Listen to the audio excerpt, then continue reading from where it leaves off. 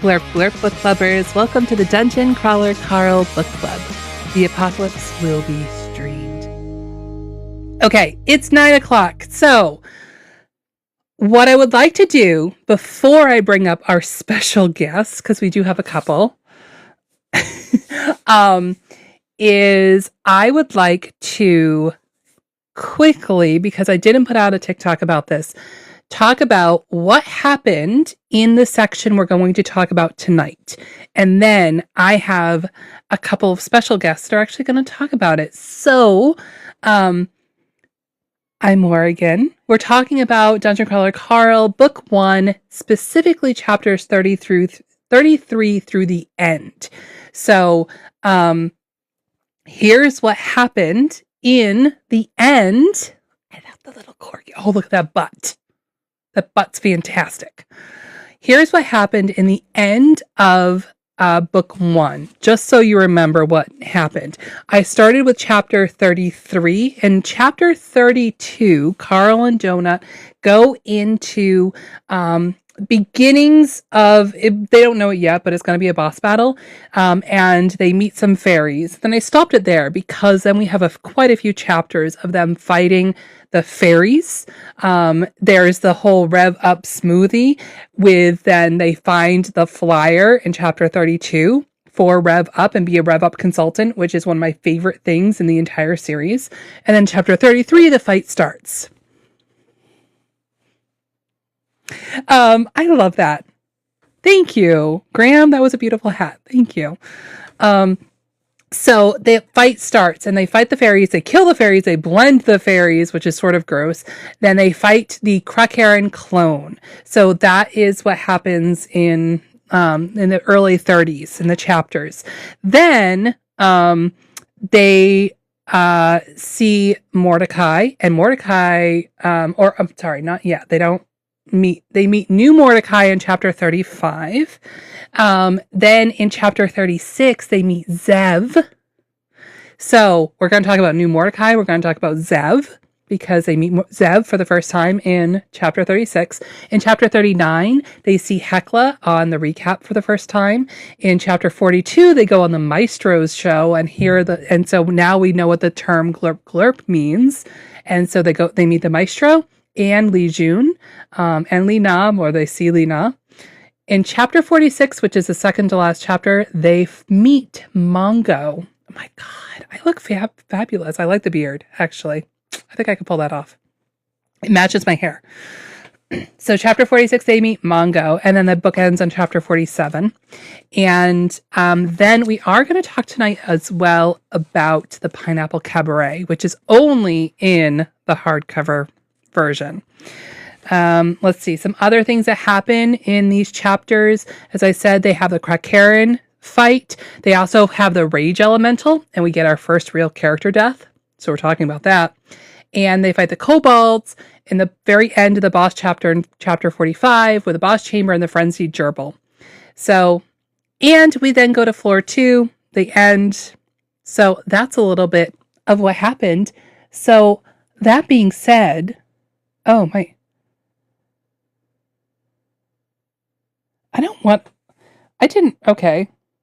Well, I'm taking that off. It just said that my live was restricted.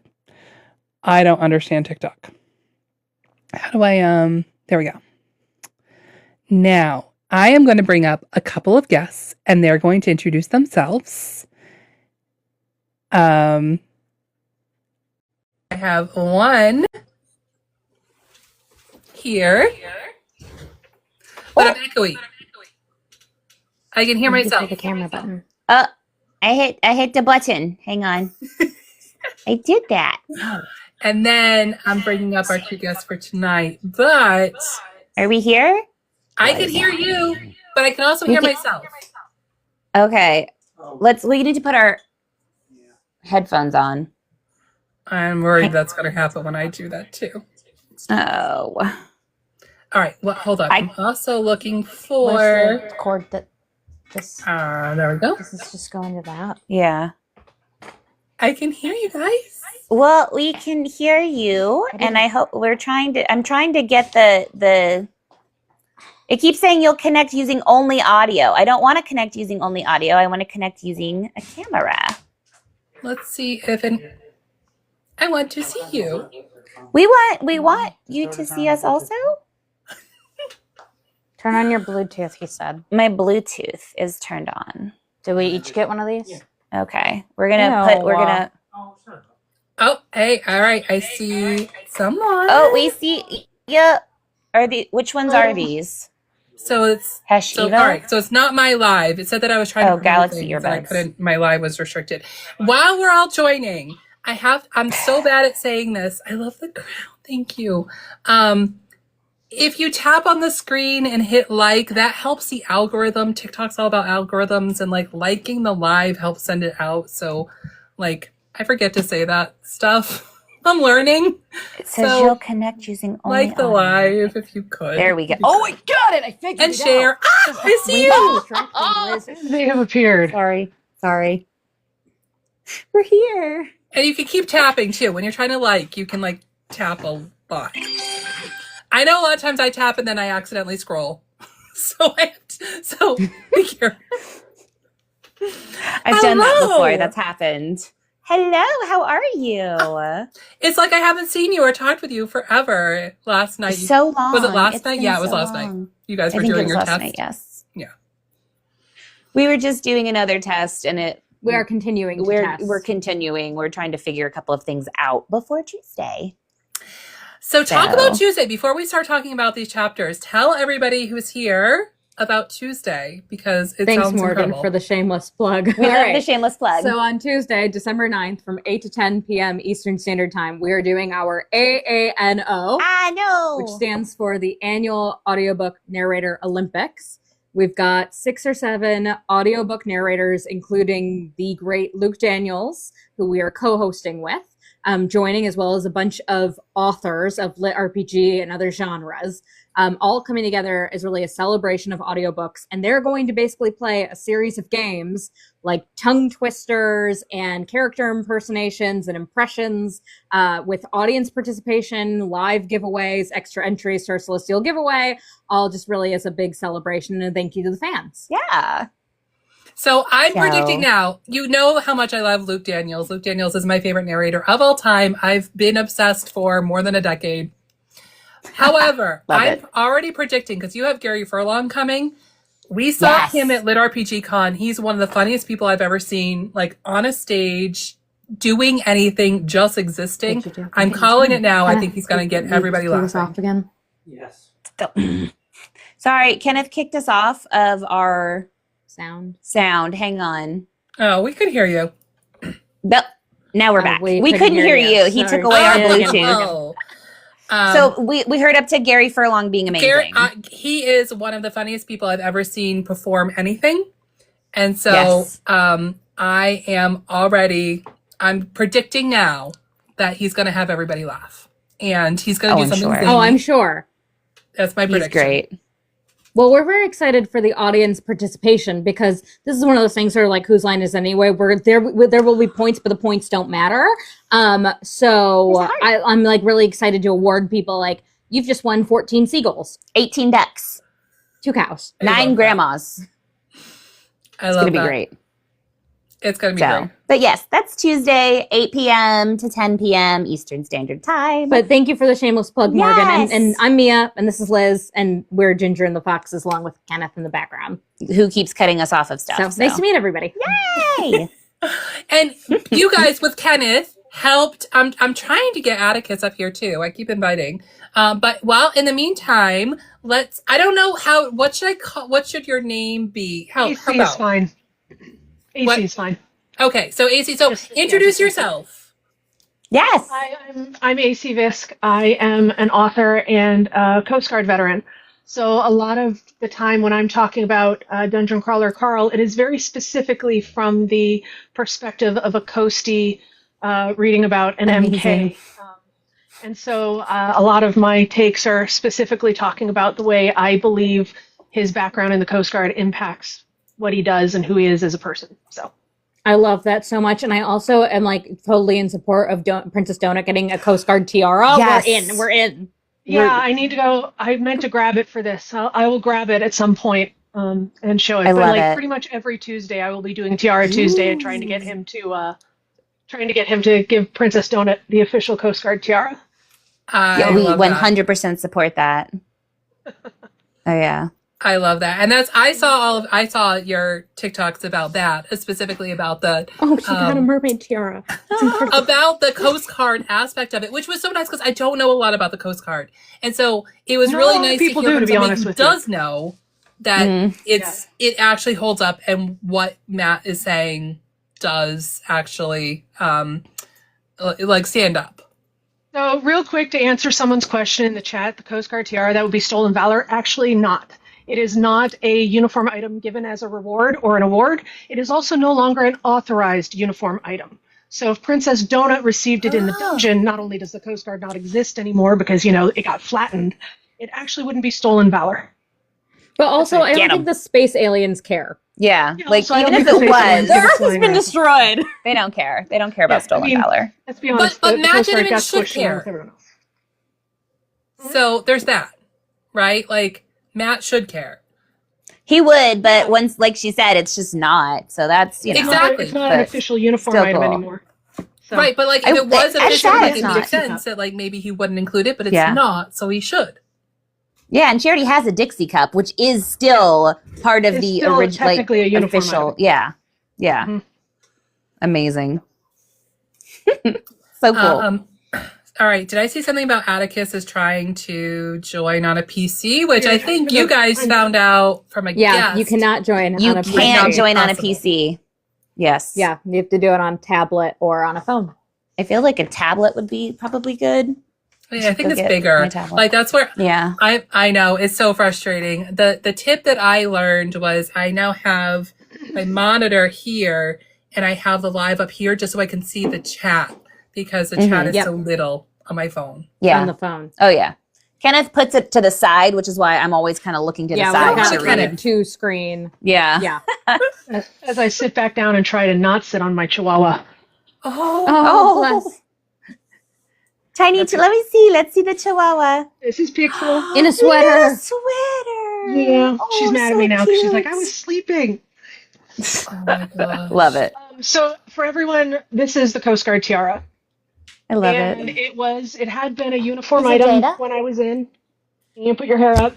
It is black That's so velvet, cool. and then the beads are actually hand sewn on.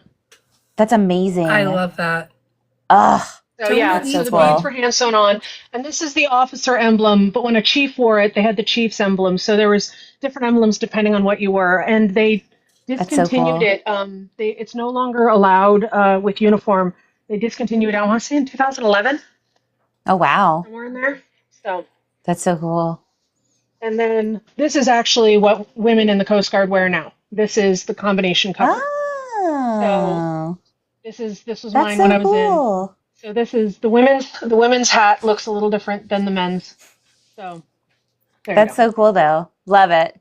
So before we start talking about these chapters, AC, why don't really quickly just do your like little spiel of like a lot of the stuff is fairly accurate, right?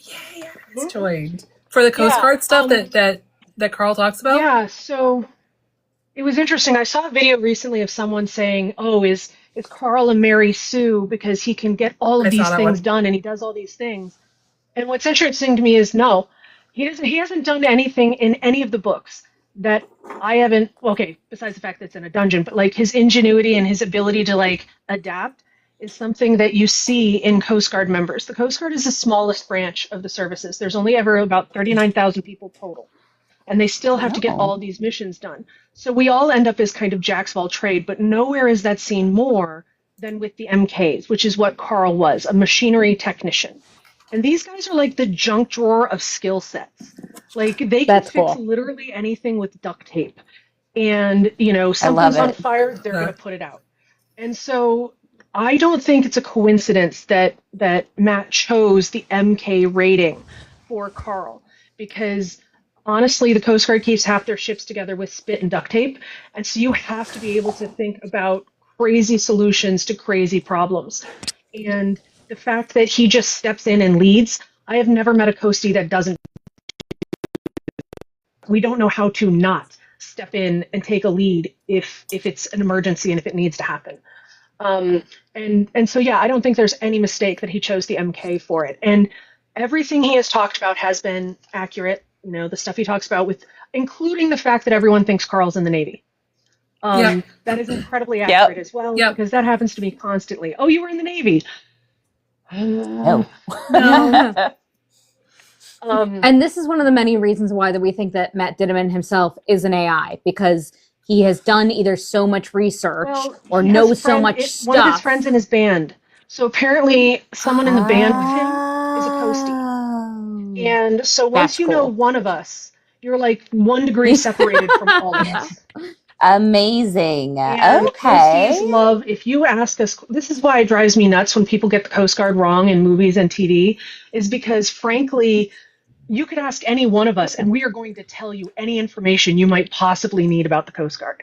But he has clearly done his research and he's clearly talking to his friends because he's gotten it right. And without giving away spoilers, there is one talk he does in book 5 that I actually cried because I had a Master Chief give me the same talk he gives Donut about masking. And so yeah, I mean, he is spot on, and the way he has him handling situations, the suck it up and just keep going, and the whole underdog thing of they're not going to break me, that's a very, very, we jokingly say Semper Gumby instead of Semper Paratus means always ready. That is the Coast Guard's, Semper Paratus. We all joke Semper Gumby because we're always flexible and we can always just finagle things to get it done. So yeah. That's so Carl. Overall, that's perfect. It's great job. Love that. I do. That's great. We're talking. That's so cool. One of the main things we're going to talk about tonight is that theme of "You Will Not Break Me," so that will come back up. So the goal for tonight is to talk about our book club. So we're finishing book 1 tonight, specifically chapters 33 through the end.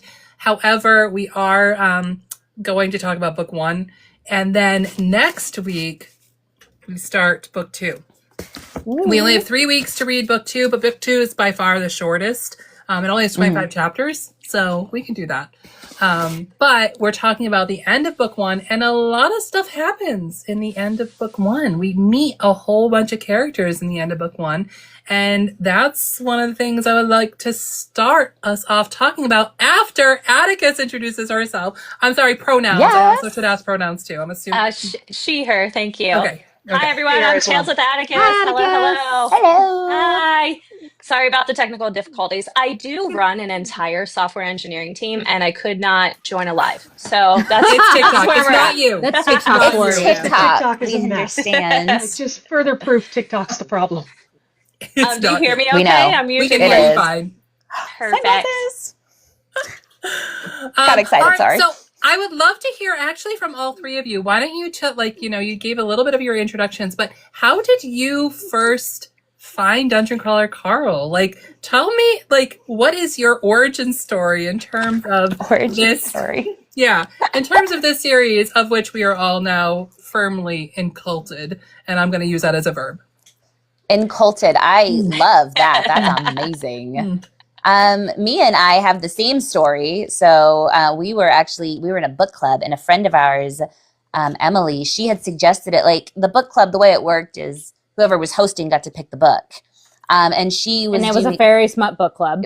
So it was supposed to be a fantasy book club, and it ended up just being very smut, which was hilarious. And so she had suggested this book, and she's like, I don't know if it's going to fit the vibe. And we're like, you know what? It's fine. Well, she had suggested it for like 4 months in a row and kept getting ignored in the chat. And so Kenneth, being Kenneth, who like takes care of everybody, was like, hey, Emily's been suggesting a book for months. Let's do Emily's book. Yeah. And then when we figured out what it was, Dungeon Crawler Carl, and Kenneth read the title, because he hadn't even known the title when he was like, but Emily's been being ignored. But Emily so, like, wants let's do Emily's book. He was like, oh, damn, Emily, this better be good, because I've really stuck my neck out here. Key cat paw. Oh, I saw it. And that's how we got hooked. And I think Liz and Kenneth, you both read all 6 books that were out by the time the 30 days rolled around to book club. Yeah, so we both of us we started listening on Audible. Like we got the original book And then we started listening on Audible, and I'm a 2 times speed listener. So like, that's the way my brain processes things. So I went through all of the books very, very quickly. So I had all of them done. I had all 6 of the books done before book club. And then like, I think it was a week before book club, they had released the 7th book, like the paperback. And so we had a copy of the paperback. And Kenneth was reading it, so I couldn't read it yet. He still had it. That was just about a year ago then. The paperback came out last November. Yep. So it had come out, so we had the paperback and we were trying to finish it, but it was so good. And so now we're hooked. And here we are. I avoided it like the plague at first. Like, Really? I genuinely avoided Because it of like the popularity or because of like the title and No, side factoid about me is I run a crisis management company that specializes in the video game and tech industries. I work with Wizards of the Coast. I am the crisis manager that turned the OGL, the Open Gaming License situation around and all that jazz. So I am very tied into the tabletop community, and I had been avoiding lit RPG like nobody's business. And actually, when I heard that Carl was a Coast Guard veteran, I especially slammed the brakes and said, oh God, no, because so many people get it wrong. Yep. Mm-hmm. So many people get it wrong. And then my kid brother, who, was in the Air Force, not sure what happened to him, but, he joined the Air Force. 3rd generation Coastie, he joins the Air Force, whatever. But he pings me and he goes, hey, you are obsessed with audiobooks when you're doing anything. Just trust me. I just gifted you Dungeon Crawler Carl. Just listen to it. And I was like, son of a bitch. Okay. So I did, and then proceeded to binge through all the rest of them. Yep. And yeah, that's kind of how it happened. But yeah, I was avoiding it. How long ago was it though? So avoiding it. How long have you been culted? They're probably only like 3 or 4 months. Oh, okay. All right, so you're new. So You're still fighting the punch in the pie. It's in the back. Yeah, welcome. Yeah, avoided it, but here we are. I love it. Atticus. So, I actually DNF'd it the first time I read it. I know. Okay, so listen. I'm really obsessed with like legends and lattes and that kind of thing. Mm-hmm. And once you like read all of the cozy side, it leads you to lit RPG.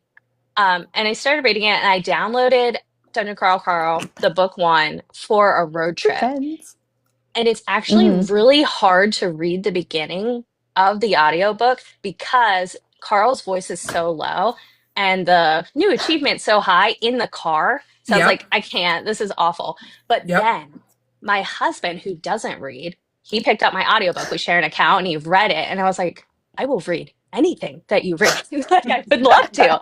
And then I binged the whole series. And So how long ago? It was earlier this year.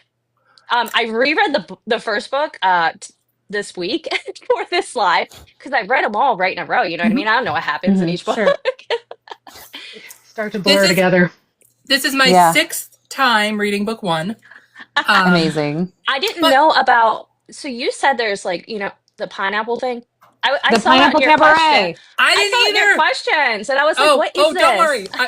It's very, very new to me too. Amazing. I'm only audio. I don't read. I can't. I try. I can't. I read Operation Bounce House because I had it as an ARC, and that's literally the first book that I've read with my eyes in probably like 4 years. Like I only listen. I'm way too ADHD. My eyesight's not good. Like I only listen, and so these are fantastic for listening. But obviously, I've been, I don't think I'm doing annotations right when I just want to annotate the entire book. However, the first attempt I did was actually on the hardcover book, and it didn't grok with my ADHD. Like I struggled with reading it because it jumped. But listening was golden. Fine. And there are just some books that you listen to, and they're just meant to be listened to. This is one of those. I'm not a bunny. You're a hamster. I was just there. Me too. This one, and everybody I've recommended. So I first listened to. I picked this up in 2022. So I've been in the cult. There I go. Where I get to be. Whoever's doing that, thank you. Graham, thank you. Um, That was Graham. I picked this up in 2022 and no one was talking about it. Somebody else just said in the chat too that was it Graham? It might have been Graham. That they read it in 2021. And so like this idea of it being popular. Oh, Garrett did. In 2021, 2022, no one was talking about it. No one. It was impossible to find anything about these books. This obviously the hardcover didn't exist. It was just the theory on original. why that is, though. What? I have a theory on why it suddenly just skyrocketed. First of all, it hadn't hit, like when the hardcover came out is really when it did get popular because a publisher picked it up and actually officially published it and it was just self-published before. So with that came marketing. I mean, is a lot of what it did. At the same time is when Audible picked it up as one of their featured books and Audible started pushing it like crazy. Yeah. And so it all happened at the same time. And that was all just earlier this year, at the very beginning of this year. Well, so, I think additionally with that, though, I think that right now people need the escapist absurdity of Dungeon Crawler Carl. And we're talking about the absurdity. As a society, like the escapism, but also the underlying tones of the book are fighting back against things that a lot of people want to fight back against and can't now. And so I think it's actually hitting a tone with readers that it wouldn't have necessarily hit in 2021 or 2022. Because now, not only do we need an escape more than ever, we need a hero like Carl who's not going to let things break him, who's fighting against fish Nazis and all this other stuff. And so I think it's also hitting a core tone for readers that it maybe didn't before. I think I 100% totally agree with that. Like it's now more than ever. I know in 2021, 2022, I was feeling pretty, not great either. However, like it's getting, because of the publishing and everything else, like Ginger and the Foxes and I both went to Lit RPG Con this summer. They joked about it. There are so many panels where they talked about it was a joke of one day we'll have a Lit RPG Con, because like it's if they're lucky, they get a track at another convention and have to start every panel with what is Lit RPG anyway. And it's very obvious that this book helped the whole genre, even though, there's a question if it's a genre or not. But still, and Matt himself it isn't a genre. I know he does. I disagree with him. Well, and Matt's been super great himself about bringing Lit RPG and other authors with him, right? Like he's wanting to share the wealth with the community, which is part of the reason why we stayed, right? Because we do a lot of books, we've done a lot of book content, but part of the reason why we stayed in the Lit RPG Dungeon Crawler Carl communities because of how great the human beings are. Oh yeah, we met so many people, especially even at Lit RPG. Like we weren't supposed to be there. That was a fluke. That was something crazy that we just kind of put out into. Why weren't you supposed to be there? Well, we had no intention of going. We're from Chattanooga, Tennessee, and we heard about Lit RPG Con like a week or two before it happened, and I was traveling for work. I was actually in Phoenix, Arizona, and Kenneth was like, "You need to make a video saying, that if Matt Dinneman tells you to change your ticket, you'll change your ticket and fly to Chicago." But this is what, as the con was started. Yeah, the con had already started when this happened. Yeah, it started on Friday, and so I made that video on I think I made the video on Thursday evening, so it had already started. And someone who had been following us at the time, his name was Richie. It was Richie. Yep. Went and shoved a phone in Matt's face and was like, "Tell these girls to come to Lit RPG Con." And so he did. And then Richie was really great and walked us around the con and introduced us to everybody. And that's how we've now fallen into the I changed. Meanwhile, I bought my tickets. We pulled me up. We even knew where it was at. We didn't. We just showed up, and then we were only going to stay one day. Yeah, we were only going to stay. Yeah, we were going to stay on Saturday. Yep. And we loved it so much we stayed through Monday. We had such a great time. It was a good time, but but in 2022, trying to post about this, and I posted on TikTok about this book, 0 views, 0, nothing. 0 no views. Oh no. So I will say, like I said, I have a team of 50 engineers. It's a startup. And I posted Dungeon Crawler Carl as required reading to be on the engineering team. Only 2 people had heard of it. You can make all the rules, but only 2 people have heard of it. And they were both in DevOps. So I do question, for the average reader that reads, a mid amount of books every year, are they getting this yet? Yeah. I think it's heavy on book talk for sure. It's heavy on book talk, but sure. it definitely has an, I think you're like, I'm in a few different book clubs, at my library, which as you're watching, I still haven't had anybody guess most of my icons here. I see Carl. So, hold on, let me get Well, donut, I guess. Yeah, there's one that's obvious. So my sci-fi book club, we're meeting on Tuesday. We were supposed to meet this past Tuesday, but there was a snowstorm because I live in New England. And so it was our first real snowstorm. So our book club got canceled, which is really sad because we meet in person. But I made one of these for each person in our book club. And these are the 12 books that we read this year. Obviously, our December book. This is the obvious one. Yeah. I love that one. It's supposed to be like an icon representing the 12 books that we read.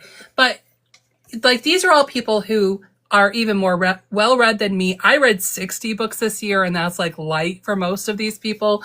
And, you know, it's all sci-fi. And I had sort of mentioned, you know, there's this book I'm sort of obsessed with. Nobody else had even heard of it. And these are librarians and major readers of sci-fi and fantasy. And then they're like, oh, I have just heard of that. I feel like I keep seeing it all around. So yeah, here in Seattle, it is a very known thing.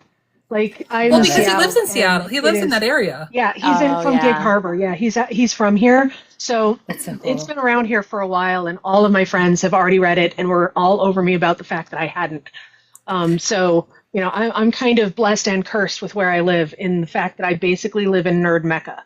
And so if it is dorky and nerdy, we probably are into it. You get it first. So. Yeah. New Hampshire, not so nerdy. In bookstores. Yeah. Like on front front stands of bookstores and in airport bookstores. So I think I always look in the airport to see if I can find find now it. It's starting to get that type of traction with the and it never had that before. And a lot of that is because it's now been officially picked up as a printer from a real printer. And has marketing behind it. You know, when it was just Matt doing his thing, it didn't have all of that. They're doing the game. So there's like 2 different games that they're working on. And then there's also the whole talk about TV shows and all these things. So all the additional plugins should be really good for it too. And it all happened around the same time with Audible. So now that it's very popular, I cannot even describe how much I love that people are talking about it, because I've been listening. I have literally been going person to person being like, please read these books. I need more people to talk about them, and have gotten many people. But I have several friends, like going back to something we said before, that don't listen to audiobooks at all. And I was like, I'm telling you, it's a way to go. And they still won't. And they've loved it, and they've plowed through all of the books. But this is one that is meant to be listened to. Especially with Jeff Hayes. Super good. Yeah. So good. Yeah. I would love to see it made into a video game, to be honest with you. So it would be fun. One of the things they did at LetterPGCon was they did show how they were making a few of the different books into video games. It was, we were like, is this a spoof? Well, like, they sort of showed this trailer. It would be hard. It would be hard, and it would need a really good studio, like the guys who did the most recent Baldur's Gate. Yeah. Lauren. They would be great, but it would be a real tough to make it where it didn't suck, because there's so much to it. But man, it would be a great video game. All right, hold on. I've got to look at the chat real quick. Recycle Realm says, I read the books to my wife. I love that. I love it. I guarantee you're not as good as Jeff Hayes. Arg. Sorry, but that man is incredible. He's so good. He's so good. All right. So, and I totally get the whole thing with like Audible going to AI is not good. Distressing. Agreed. Yeah. So distressing, which is why we're doing the AI. However, it's not that it's using a lot more AI than anybody else. And like, that's not to justify it. It's all bad. But well, they just haven't figured out yet that no one wants that crap. No. What it comes down to is it doesn't sound human. It doesn't emote. It doesn't have the ability. And so what we're going to see over the next, and Atticus can probably back me up on some of this, the AI bubble has been ridiculous. And they're targeting what they think they can get away with, which is getting rid of the creatives, and people aren't buying it. Like No. people are Yeah. boycotting it. Oh, yeah. People aren't buying it, Absolutely. and it sounds weird.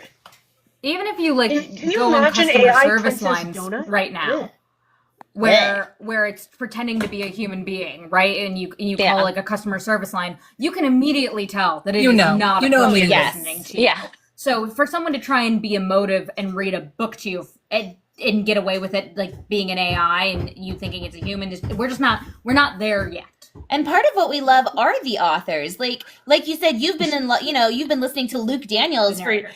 or the narrators. Like you've been listening to Luke Daniels forever. I mean, I can't he's tell a you how many person books that we I've can read connect because of with. Luke Daniels. Yeah. Exactly. Like, I just like his voice. And we won't be doing like that. Won't happen with AI. We Right. need the people behind it. It's like using AI actors. Like Yep. it just looks off. Something's wrong. Same thing. It looks pretty close, but Right, you and know. it's hitting Well, that at the end of the uncanny day, valley. They have no souls, and so Right. Correct. the idea, all it ever is going to be is a regurgitation machine because it can't create new worlds. It can't create Correct. the feeling in the voice. It can't create. And Yes, even when it's you're right. creating music, Absolutely. it's just regurgitating stuff we've heard before. Don't get me wrong. Listening to Turn Down for What in gospel form is hilarious, but it's not new. It's true. Yeah. It's Agreed. in chapter 24 of this book. So, a little bit from last Yeah. week. The best line is when Donut gets hurt and she's like, Carl, I've been grievously injured. And like the way that Jeff Hayes says grievously injured, there's no way. Beatle. Beatle. Exactly. Like no Beatle. AI would ever do that. Like that's so Jeff Correct. Hayes. And All it's AI is ever going to perfection. do is repeat what Jeff has already done. Yeah, that's what AI does. Yeah, and so it's like when they're training on these voices, they're training to repeat what someone has already done, and it's not new. Yeah.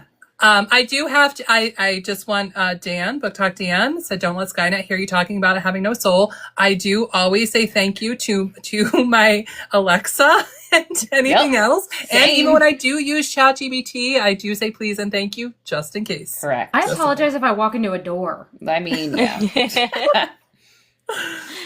Amazing. All right. So I would like to start talking, if we may, about this. I have some general questions, but going off topic is mostly okay. In general, I'm going to try to avoid spoilers. So we're talking about book one. We should say specifically when we're talking about spoilers, just because not everybody is through the whole series. Mm-hmm. And then we are going to talk about Pineapple Cabaret at the end, which if you only listen, don't worry, we're going to tell you what that is. Yes. My chatbot broke up with me. That's really funny. So one of the first things that happens in these chapters, specifically chapters 33 through the end of this book, is we meet some new characters. The first new character that we meet is Zev. We meet Zev in chapter 36. And Hi, those of us that are Zev. caught up, we love Zev. We know Zev. We love Zev.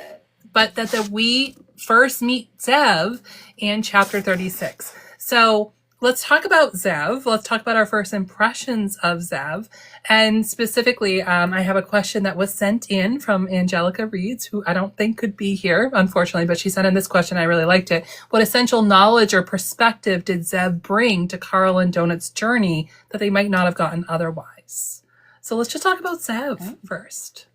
Well, when you first meet her, I think like everyone else who's a representative of the dungeon, Of the Borant, yeah. etc., there's immediate distrust, right? Like, however nice you're being, I believe that it's fake, and I don't trust you. You've enslaved us, as the friendly entire, as she is Yeah. being. So I Yes. think when we first meet her, I just had this like this instinctual distrust. But I also liked how they pointed out that Mordecai was really, really nervous to meet her. He was so and nervous. then he relaxed. And then and it was something so tangible that Carl even noticed. Like he's like, hey, he was super nervous, but then he relaxed and he couldn't figure out why. And then Zev actually told them, she's like, he was nervous to meet me, but because she basically, got in there and said, look, he was nervous to meet me. We're all in this ship. Like, we're all, unfortunately, we're all here. She's like, you know, we're here, but she wasn't wearing the party, you know, the party badge. Insignia or whatever. Exactly. And so it kind of gave me a little bit of a clue that she was going to be a good guy, because if Mordecai liked her, if Mordecai relaxed around her, I trusted her more because Mordecai did. And Matt did a good job with leading us to let her earn credibility little by little. Yes. That's so interesting. I don't trust Mordecai at all. No way. Really? Yeah. I know, and I finished the series even. And I still This is a hot take. I love it. Let's hear it. Because he has a bit of an attitude sometimes. Like, when he's talking to Carl, I would he's too like, if I was trapped in a dungeon for 100 years. I mean, that's To a be fair, that's a fair counter. In the house for more than an hour. Correct. He comes off as, if I like look at the grid, he's putting himself first always. And I think it actually comes out and say that the book says that. But that's why I'm like, because we're team Carl, and Carl doesn't put himself first most of the time. Correct. Okay. I can see that. Well, I think, Atticus, that's very fair, and it's very clear that Mordecai has maybe not an ulterior motive, but he has self-interest, right? Like exactly. He has his own goals, and he wants Carl and Donut's journey to align with his goal. Yeah, exactly. That's fair. All right, AC, what do you think about Zev? I really felt for Zev right out of the gate, because I've been in Zev's position, working Like for the the mid-level evil empire management and almost? working for the evil empire and trying to maintain my soul, and knowing that I can't say certain things that I really want to say, and trying to guide people. I used to be the head of launch operations for Amazon Web Services. And so there were times where I really wanted to be honest with people on what I thought leadership was doing, and I couldn't. And so, like, my sympathy was with Zev from the moment she stepped in the scene. I was like, oh, poor Zev, because no matter how gold Zev's heart might be, or what Zev might want to do, Zev's going to get screwed by management. So she's in a no-win situation. But similar to Atticus, I don't trust Mordecai either. Thank you. I really don't. I think he's going to go for his revenge no matter what. And I think it's going to end up being problematic. But Zev, right out of the gate, I felt bad for Zev. Yeah. Poor Zev. We have a question here in chat about just sort of a Mordecai mostly apathetic in book one. For the most part, because he still thinks he's getting out. Minor spoilers. And that he is there just as their trainer. And purely as a trainer, so there's a lot he can't do, a lot he can't say, unless he's asked. So he is. He's very much like look, I only have 10 days till retirement. Like, that's his personality in book one. Throughout book one. So he is pretty apathetic. So, that does change. But Zev did, I think you totally agree, because then, talking about her getting screwed over in chapter 44, Zev goes away and then has to go through a re-education. And, it's like having Avatar: The Last Airbender be like my favorite TV show ever. Like, this very much was like, there's nothing wrong in Ba Sing Se. Like, there's no, like, and you could tell from right then, like, everything's fine. Like, she comes back from her re-education and it's like, oh, I just had to be realigned. Everything's fine. And it's not. You know that there's so much more. And so it really is there's no war in Ba Sing Se. So I think cabbage guy.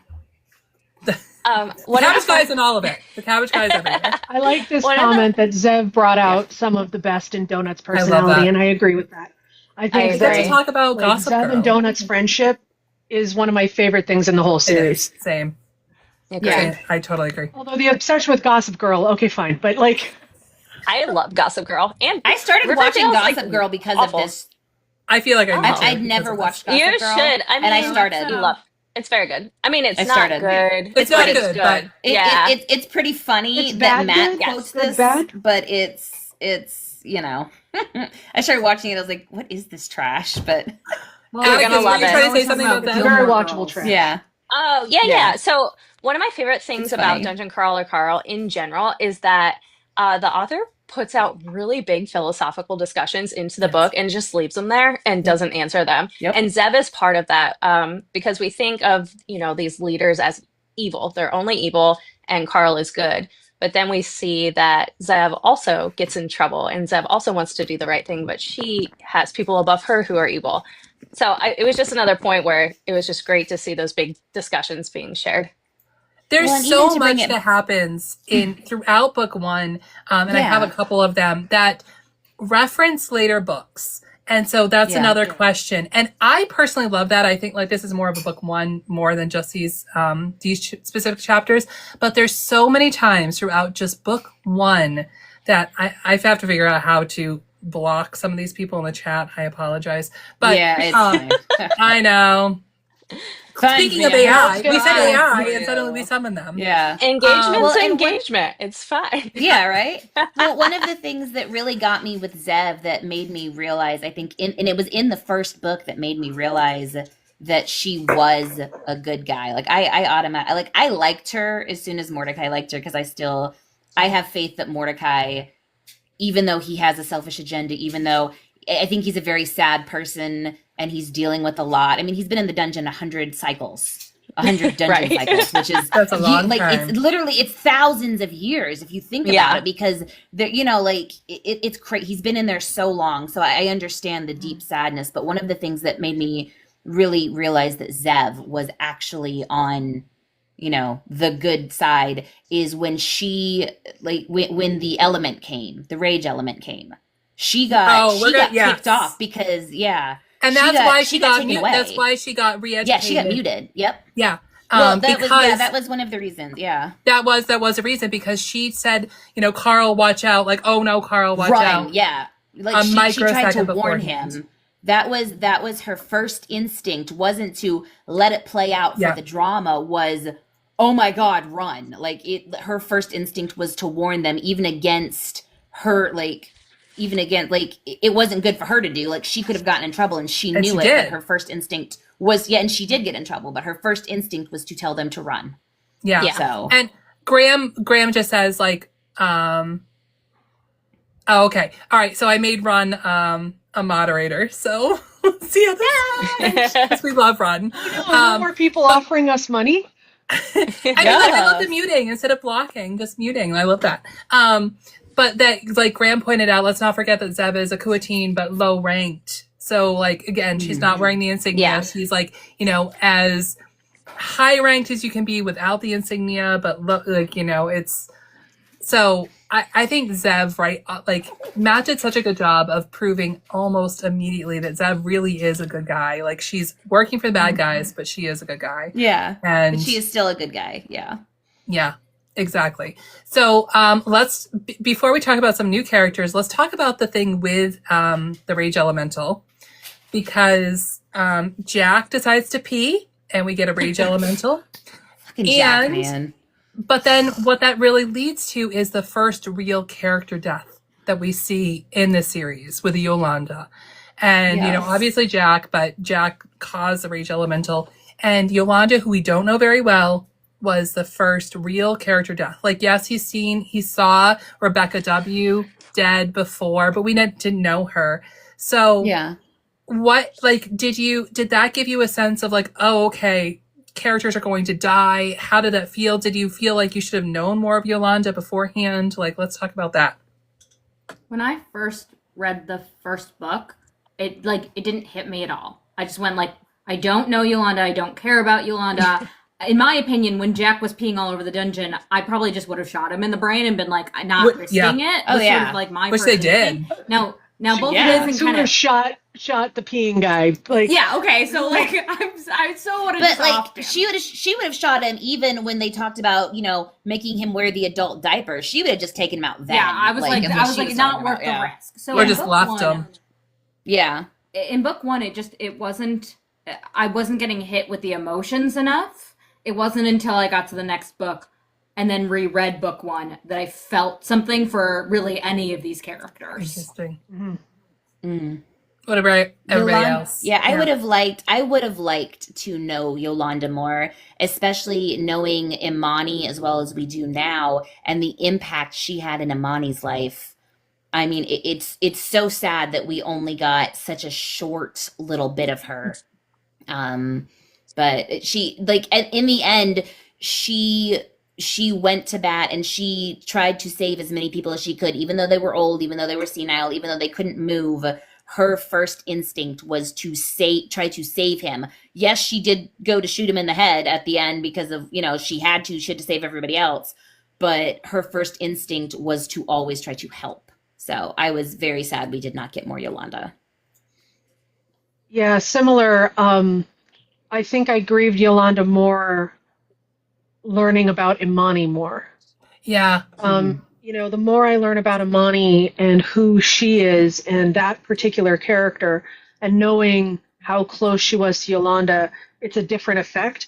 And in the moment, because also with the fact that I'm an author, I kind of saw Yolanda's passing coming. Like there was just a few things that he said and did with that character where I was like, she's going to be the first one to go. And my brain just kind of pattern recognized. I was like, I think, and yeah, we didn't quite get enough time with her, but I'm not terribly surprised she was one to go. So, yeah, she had a red shirt on. Yeah, she was a red. That's a good way of putting it. To me, there were red shirt flags where I was like, ooh. So. Yeah. I thought it was like another instance of, like I was talking about, presenting another philosophical idea. We're still questioning, is it the right thing to do to help these people? And then Yolanda died as a consequence of saying, yes, it's the right thing to do.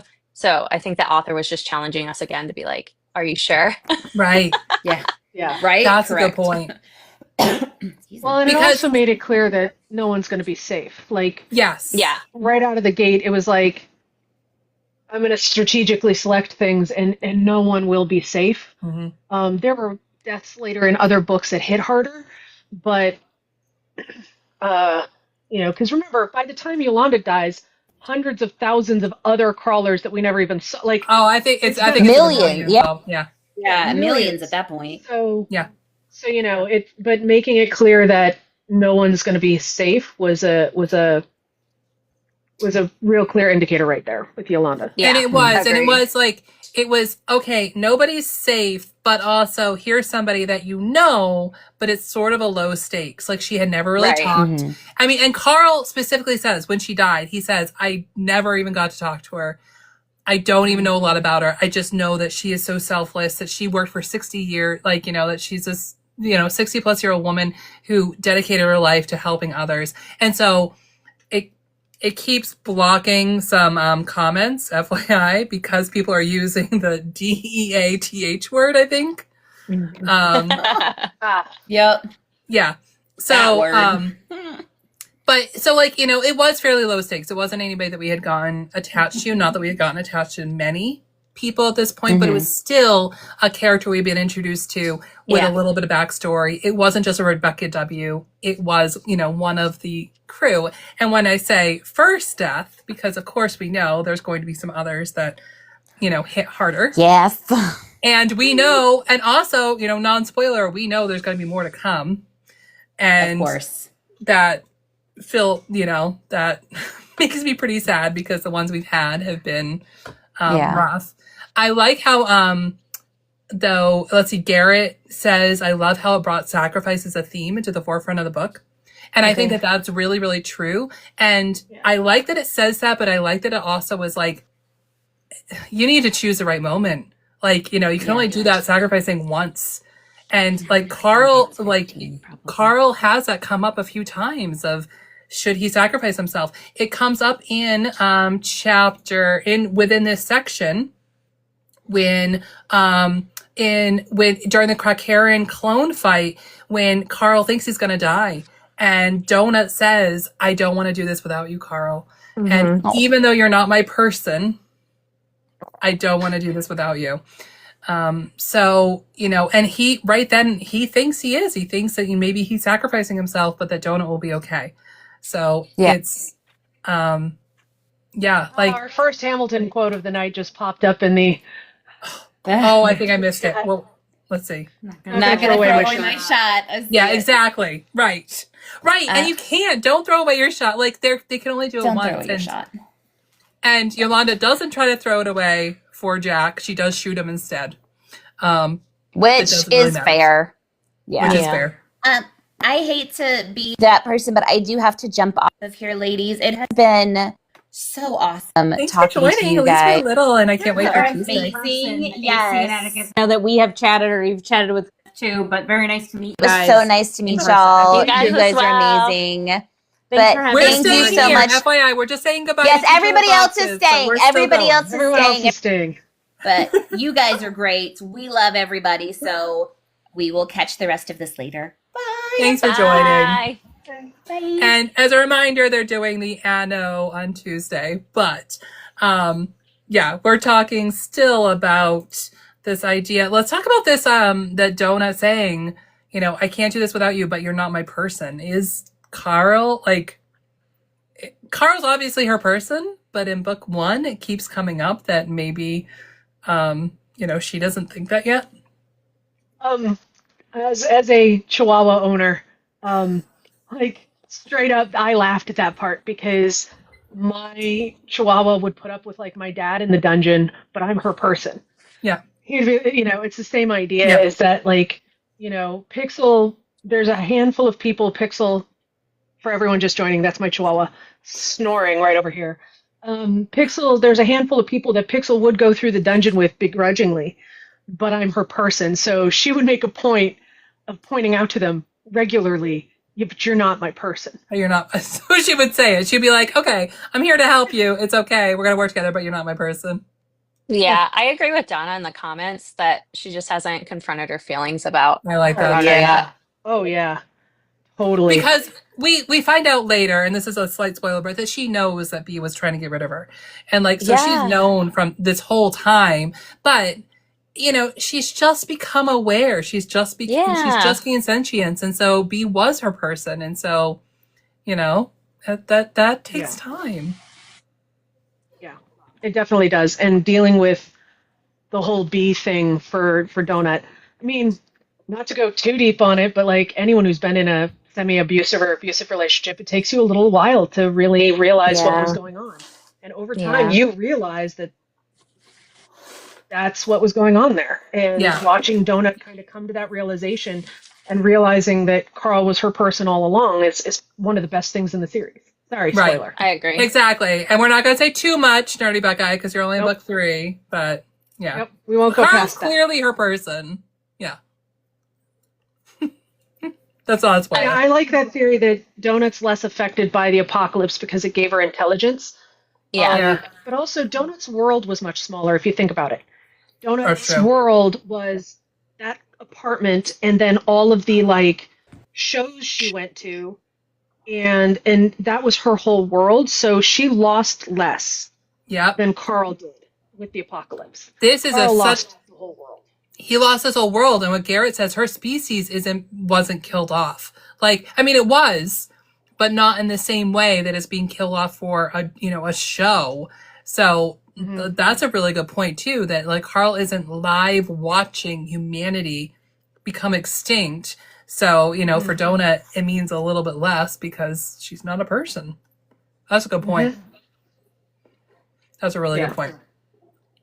So one of the other new characters, and this one's going to be brief, but in chapter 39, we see Hecla for the first time. And so, it's fun to just say, again, she's going to come back up.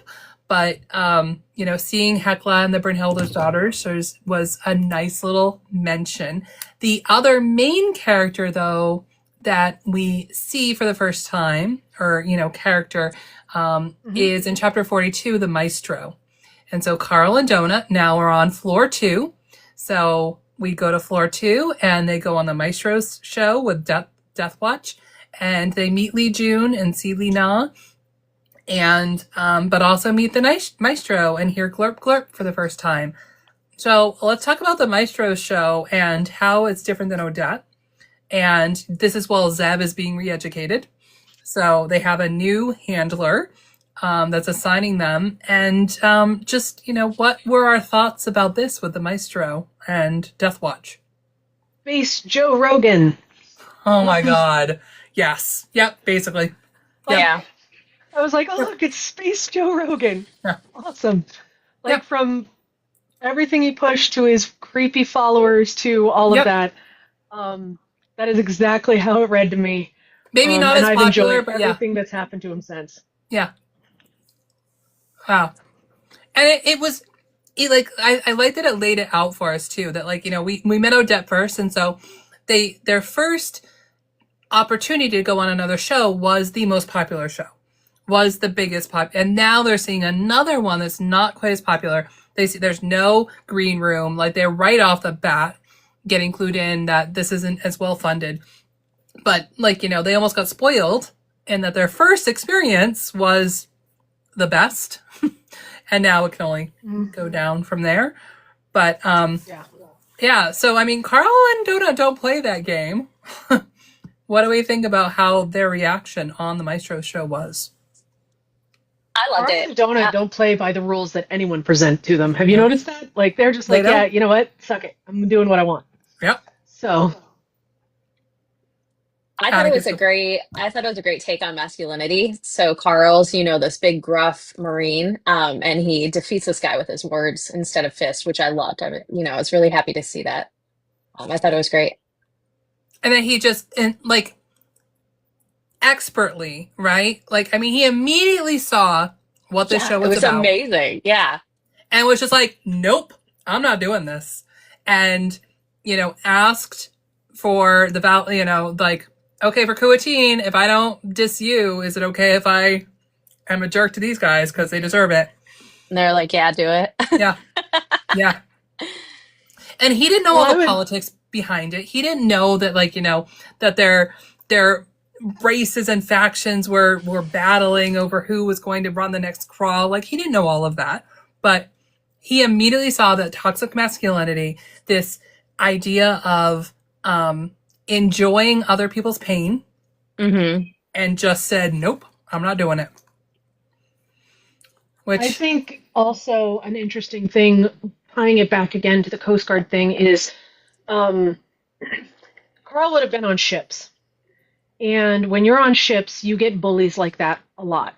And you have to learn how to handle them in a way that doesn't get you in trouble and shuts them down. And you do get a bit of the mob mentality where the really powerful bully has their minions who just kind of continue to perpetuate this system. And so some of the tactics and techniques he used on redirecting and just kind of digging his heels in a way that kind of played within the rules of that system and turned it on its head is something he would have had to have learned literally to survive, especially as a younger guy on a ship. That's a good point. That in any armed service, but especially being on a ship like that, you have to get along. You have to being a bully isn't an option. And yet so many people do it. And as much as I would like to say hazing doesn't happen, it still does. So he's probably had to deal with things where he had to figure out how to deal with a maestro in the past. So he had experiences with maestros. And he lived in an orphanage too. He obviously had, again, spoiler, but not really a spoiler. So, he's very clearly had experience with bullies and knew that the way to deal with a bully is to not engage and just, find what they, their power. And for them, it was that he was expensive. And he knew that they couldn't afford it. And do it strategically. And then also seeing Li Jun and Li Na and their other two people there, that there's a reason we can't remember their names. That What in trouble to does- save them. Agreed. Yeah. What does glurp glurp mean? So, because I've seen other people do TikToks about, why are people saying glurp glurp? That's what Maestro says. That's what the bad guy, again. But even in this book, Carl says, glurp on that motherfucker or something like that, right? He turns it back. And so it's reclaiming. I see it the same as, saying bitch or saying like that, like that reclaiming something that was an insult and turning it back. Because glurp glurp clearly is the call for the maestro, Yeah. Rogan, but Carl reclaiming it makes it better for me. Yeah, I and agree. it's the I same agree. idea as taking a symbol back, or you rob something of its power when you make a mockery of it. So, Yeah, right. and by him using the phrase Yes. himself and turning it back on them, he takes the power out of it being a mockery. Like it no Yes. longer can hurt him or anyone else because he just used it against them. And that's the way that you can turn those kind of attacks around. And that's what he does. And so the glurp glurp thing, he basically stole it and took it away from the maestro. And I think we all know what glurp glurp is supposed to mean. Jiminy Christmas. I think You it's can't more of say a it on matter a of like, TikTok or Carl you'll get using it banned. versus um I know I talked about this last time. I just can't stop thinking about it, that that crowd, when he goes on the maestro, when he goes on Death Watch, and all of those, everybody in the crowd there just cheering for death and Death Watch, and they're chanting Death Watch, and they cannot wait to see people die, and they cannot wait to see people in pain and suffer. That is the crowd, that mentality is what Matt then took to write Operation Bounce House about. And so, like, I just think it's it's the same thing. It's just now is that crowd, essentially that mentality, that personality, piloting remote mechs to go and destroy a planet of farmers. And so it's another plug for Operation Bounce House when it comes out in February, because it was really good. And Matt clearly has this idea of people who are bullies, and this "you will not break me," which we'll talk about, and that's a theme that comes up in several of his books. But before we talk about that, I think that was it for new characters. Oh, I'm sorry, we have one major new character in the end of this book. In chapter 46, we meet Mongo. Oh yeah, I love Mongo. So I have a 1-year-old golden retriever, and Mongo is just absolutely him. They behave the same. I loved him. Mongo's I great love that. all the way through. I love Mongo. And I love Donut's obsession with Mongo. Yes. Agree. Like, right out of the gate, that Donut is completely obsessed with a neon colored velociraptor makes me so Yep. happy. With a beak. Like, With a beak. with a beak. I was gonna Yeah. say I thought Mongo was a chicken until it came out and said it was a velociraptor. So Carl describes him as a chicken. Okay, that's As why. somebody who has chickens, I love that I have chickens, because I say I have pet dinosaurs, because they really are, right? Like, Yeah. we've even changed our vocabulary from saying dinosaurs are extinct to saying non-avian dinosaurs are extinct, because avian dinosaurs still Yeah. very much are alive. And if my chickens were bigger and they could pounce on me and kill me, they wouldn't even hesitate. Like, I have seen my chickens chase down and rip apart a Chickens are mouse. evil. Chickens are evil. It's not even that they're evil, they're opportunistic.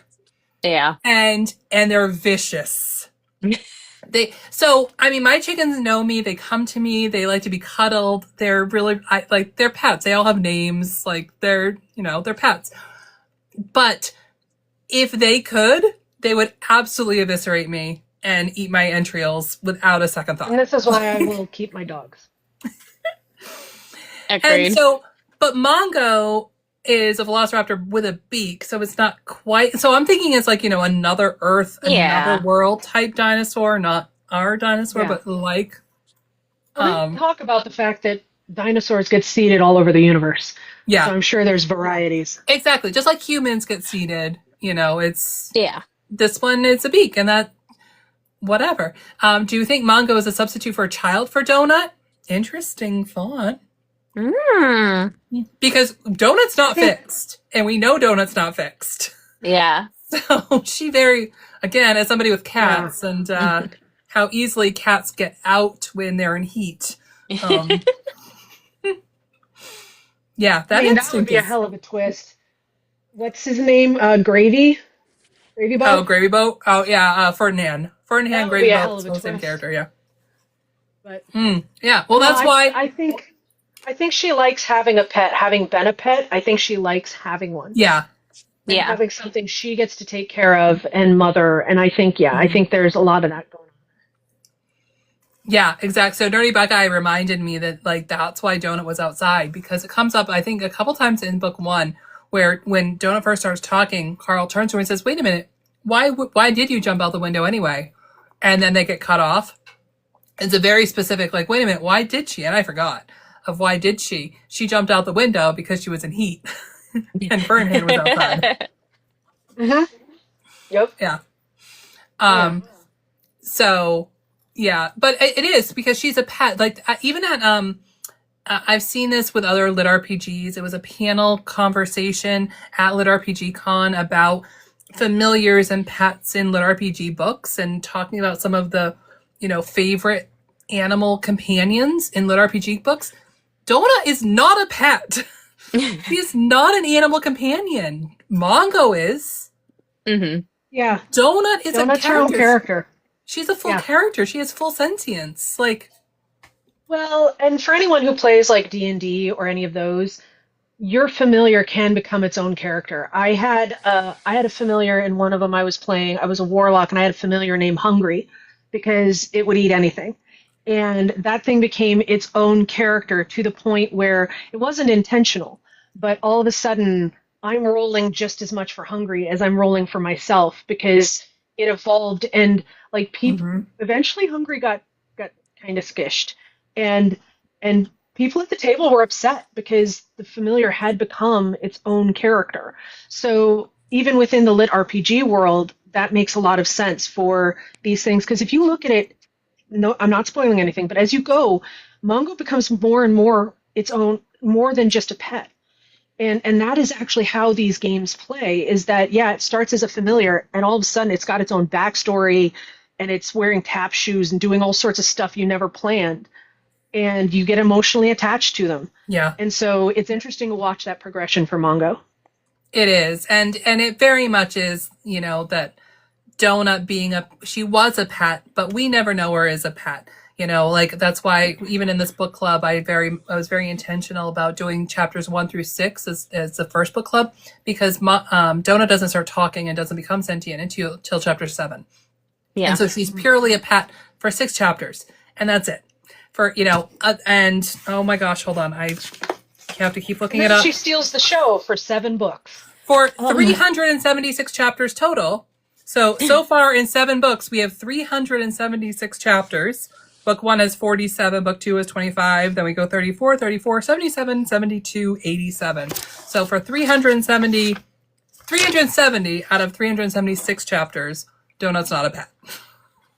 Yeah. But she has her own pet. So we meet Mongo, and I think that there's an instant, because it's a pet, he is a golden retriever. Right? Like, it's a whole thing of like in any movie, like, okay, kill all the people, we don't care, but if you kill the dog, we're out. Exactly. Yeah, you cannot touch Mongo. You can't touch Mongo. And oh gosh, I mean, by book 7, Mongo's still safe, but we sure hope he stays safe. I had somebody yell at me once saying that was a spoiler, saying no, Mongo's still okay. I always look up if the pets survive before I read the book. There are book. websites. There's a website. Yeah. Doesthedogdie.com. Yeah, that's not reading it. Doesthedogdie.com just lets you know if any of the animals in the movie kick the bucket. And I will do that before I watch a movie. There was a show on Netflix, I think it was last summer. Jeff Goldblum, and they were the gods. Chaos. Chaos. Yeah, I loved it, but like I had to tell a friend, I'm like, I really want to recommend this. However, something happens to the cat.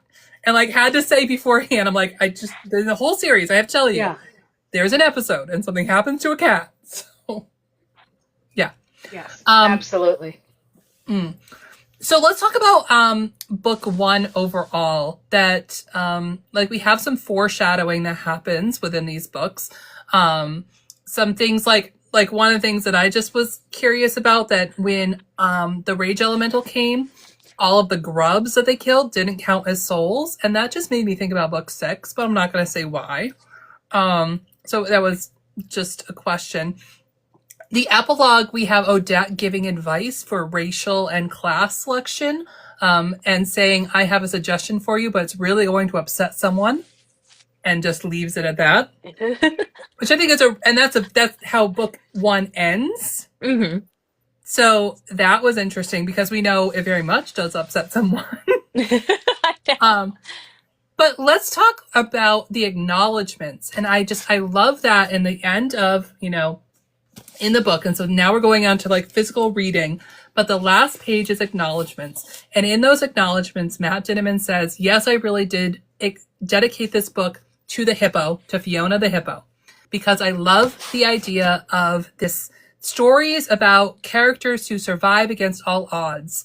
And then he says, in order to enjoy these books, you need to be the type of person who is able to cling to hope, no matter how small that spark is. You Will Not Break Me is the theme to the entire series.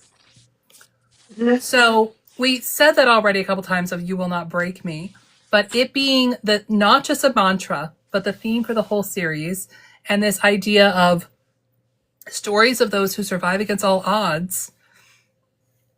Did we get that from book 1? Is that one of the things that captured us? Yeah, I mean, well, Go ahead. from my end, what that means to me is when you're in a situation where things are just really awful and terrible, it's very easy to also be awful and terrible. And I think Carl's drawing that line and saying, morally, I'm not going to be doing that. I won't be participating. And that's what we saw throughout the whole book, in my opinion. I think just his decisions from the get-go of just keep going, and then realizing that he is not going to play the game the way the game masters want it to be played. That he's gamifying the system within the system, like he's playing by his own set of rules. I think the idea that you won't break me shows up throughout. I think it gets stronger in the next few books, but like the idea that he blew up all those goblin babies, like right there, most people would have had a psychological break. Mm-hmm. Mm-hmm.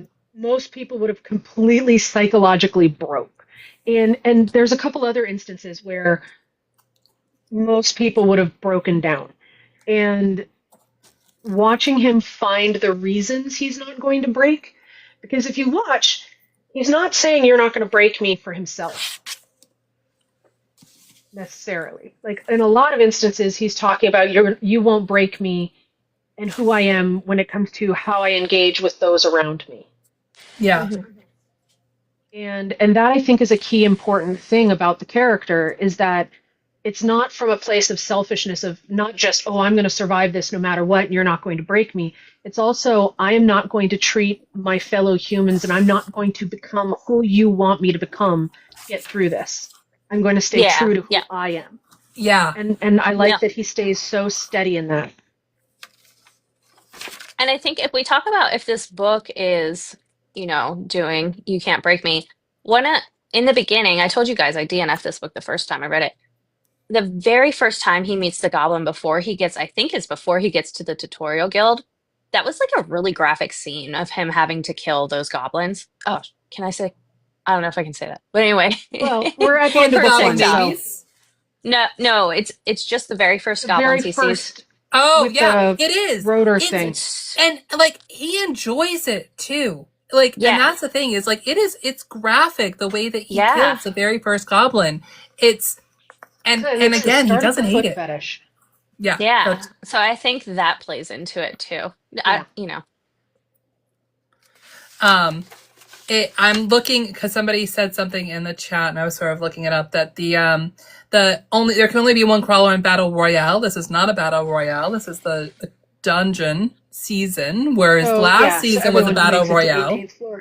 Yeah. But this is the season with that. With the floor 18, they very specifically say there's only one exit for floor 18. And whoever exits floor 18 can basically become the leader of their planet, but nobody's ever done it. So I don't think that they have a lot of rules around it.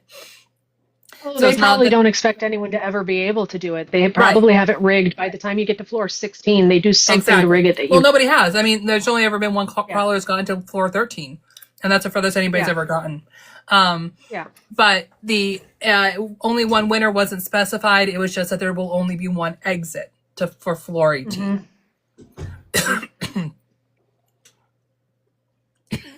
So, you okay? I'm eating pumpkin seeds, and the spice hit me the wrong way. So yeah, and then what happens to Mongo at that point is definitely going to be a question, because Mongo is very clearly, and re-listening to it this time, Mongo is very clearly dungeon made. And so if they exit, that's going to be a big question, is if Mongo exists anymore. Which I don't really want to think about until book 10. Yeah, that's fair. Yeah. That's fair. But even re-listening to this section, Mongo is clearly, whereas Donut Sentience isn't really dungeon made. Donut is Donut, but Mongo's dungeon made. All right, so that the acknowledgments, we talked about that.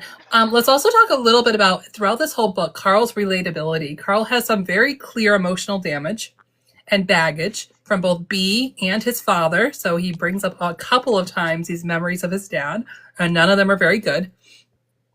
How do these unresolved issues and his ability to laugh when things are stressful make Carl relatable as a protagonist? I'm going back to the Coasty thing again. We have some of the world's worst gallows humor. So, like, one of our coping mechanisms. So, with my work in the Coast Guard, I was a search and rescue coordinator and a crisis communications disaster responder. So basically, Hurricane Katrina was my first response all the way through. Basically, if it was 2004 to 2016, you saw it on TV, I probably was responding to it. Okay. And I will tell you, the dark humor jokes that we make amongst ourselves to get through things shows up in Carl. And his coping mechanisms of snarky humor, vaguely inappropriate things to say, getting angry, but then trying to bring himself back. All of those are traits you see in responders and in people who work in that field. So to me, I always kind of chuckled because I was like, oh, I've worked with Carl. I have worked with like a dozen Carls. And so for me, it all rang very true to who the character should be. Because we make so some him really laughing at the enthusiastic measles or whatever it was, like that made that resonated. What was it? The flaming gonorrhea or whatever it was. That like, was later. That's later. The flaming gonorrhea. That's where the enthusiastic comes in. Yeah. I was like, something he's laughed measles. at things that would totally like. It's trauma laughter. It is, yeah. And it's realistic. It's trauma laughter. Mm-hmm. So. Atticus, what do you think about? I agree with that. My husband's a pediatric trauma nurse, and I saw a lot of him in some of those scenes. I can't relate, but I definitely saw that. I mean, I think, like that there is that scene when Carl is fighting the Krakerin and all that and gets infected with measles, whatever the measles are. And he even laughs. He's running for his life. He's about to, he thinks he's about to die, and he finds himself laughing at these measles, and even then questions in himself, yeah, I shouldn't be laughing now, but it's just ridiculous. It's a trauma response. And yeah, I agree. Yeah. So let's, all right. And the last thing I think we really should talk about is, the AI is very clearly obsessed with Carl and his feet. Donut even uses the phrase oh, Carl, you've got to pay the daddy tax. And so the daddy tax is right here in book 1. I thought it was later, but no, it comes out in book 1. I got the impression that Carl knows that the AI wants him to stomp on things and use his feet. The maestro tries giving him shoes, and Carl knows he's never going to use the shoes. He has to stay barefoot at this point. I got the impression, though, that he knows that the AI wants him to stay barefoot, but I think he doesn't think he's unique. That, I think he just assumed, oh, this is just a thing that the AI is doing. I don't think he really thought that it was him specifically to stay barefoot. But I don't know if I misread that. No, I can see that. I think Carl doesn't realize the AI has singled him out until a lot later. Yeah, right. But I would also point out that Matt has done a really good job of handling consent and non-consent in the way the AI treats Carl about his feet and how Carl feels about it and how Carl doesn't exactly know what's going on or what to do about it. Where Carl's like, this feels weird. Why does this feel weird? And for any of us who have been through a situation where someone was slow roasting, harassing us, watching his reaction to not understanding why his feet are a thing and then realizing, oh God, it's oh God, and watching the realization dawn over the books, the groundwork for that and for the idea of him not consenting to that kind of engagement with the AI is really well done. And the way he reacts to it is really realistic. You know, it's not with rage, it's with confusion and like what is actually happening right now. Yeah, And I agreed. really appreciate that Matt handled that so well because he's being sexually harassed by the AI. He is. Like graphically sometimes. Like, and it, like, I know I have very strong memories of later on when there are much more graphic, explicit scenes with being harassed by the AI. I didn't think it really came up in book 1 until this reread, but in chapter 46, after Carl steps on the gerbil, when they get Mongo and they're doing that whole fight, Carl's first reaction after that is the dungeon groaned. It fucking groaned. And so like he knows right then, that was in chapter 46, that like that he knew that the AI wanted him to step on this gerbil. So he did. He paid the daddy tax as Donna asked and suggested. And he's like, it was like the entire dungeon had this visceral, enjoyable sexual reaction. And Carl very specifically says how gross he felt, but he had to do it. And so, like, AC, I think that's exactly, like, he, you know, doesn't know to feel violated. He just feels like, this is weird. I'm not quite sure how I should be feeling. Yeah, and there are certain times in our lives where we have sucked things up and just gotten through it because we had to. Exactly what he does. You know, we've all, to be crass about it, we've all probably had to pay a daddy tax in one way, shape, or form in our lives. And the way he's representing that to me is really, really well done. I agree. Yeah. And that it continues. Again, I didn't even realize that it really started as early as book 1, but it does. Oh, yeah. Oh, it does. It sure does. Okay. Finally, I really want to talk about the bonus chapter in the end. I would love to hear about this. Physical book. So, I have only read this one. I've not seen this. Okay, so I now actually I finally have, like right behind me, I have all 7 books. I did not have all 7. And people on TikTok sent them to me. I'm like, I cannot even appreciate it enough. But in the end, so I'm very specifically not just going through and reading them all, but I read this one. So in the hardcover, in the very end, we have part 1.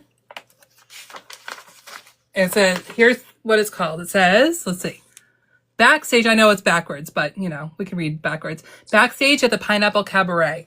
And so there's this chapter, this like bonus extra story, 1 chapter of it in all of the books.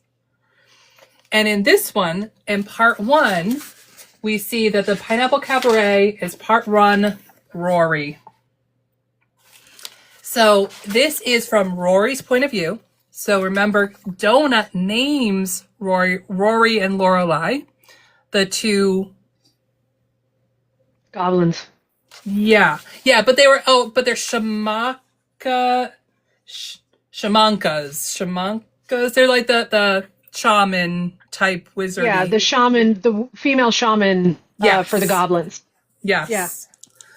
Like it starts with Rory, the goblin shamanka whispered to herself, Rory. And so it's her becoming awakened. They call it unlocking, because this was her name.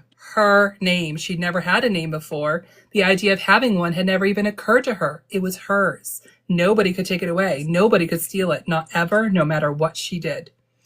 And so it's her like, wait a minute, I have a name. Like, I've always been just told what to do, but maybe I don't want to do that. And so she goes around, and to all the goblins there, she starts naming them all. And it's really, really funny the way that she gives everybody names. Like sometimes she actually names people, but then, like, I have a name. My name is Rory. Rory said to him, yeah, I ain't got a name, the Bombard said. How do I get one? Someone's got to give it to you. Princess Donut gave me my name. Can you give me one? He asked. And so she goes around and she names them all. And so they become like awakened, and then they get this, notification that the dungeon's like cleanup crew is coming to clean them up, and she remembers being cleaned up before, and she knows it means they're all going to be killed, and she's like, I don't think I want to do that this time. And they're like, oh, okay. So they like set up all the entire room to bomb the dungeon's crew to come in and kill them all, and they kill them all. But you hear them beforehand, they're like, oh, damn, they all unlocked themselves. They usually don't unlock themselves until a lot later for like these NPCs, essentially. Damien shows up. You idiots aren't supposed to be attacking neighborhood quads.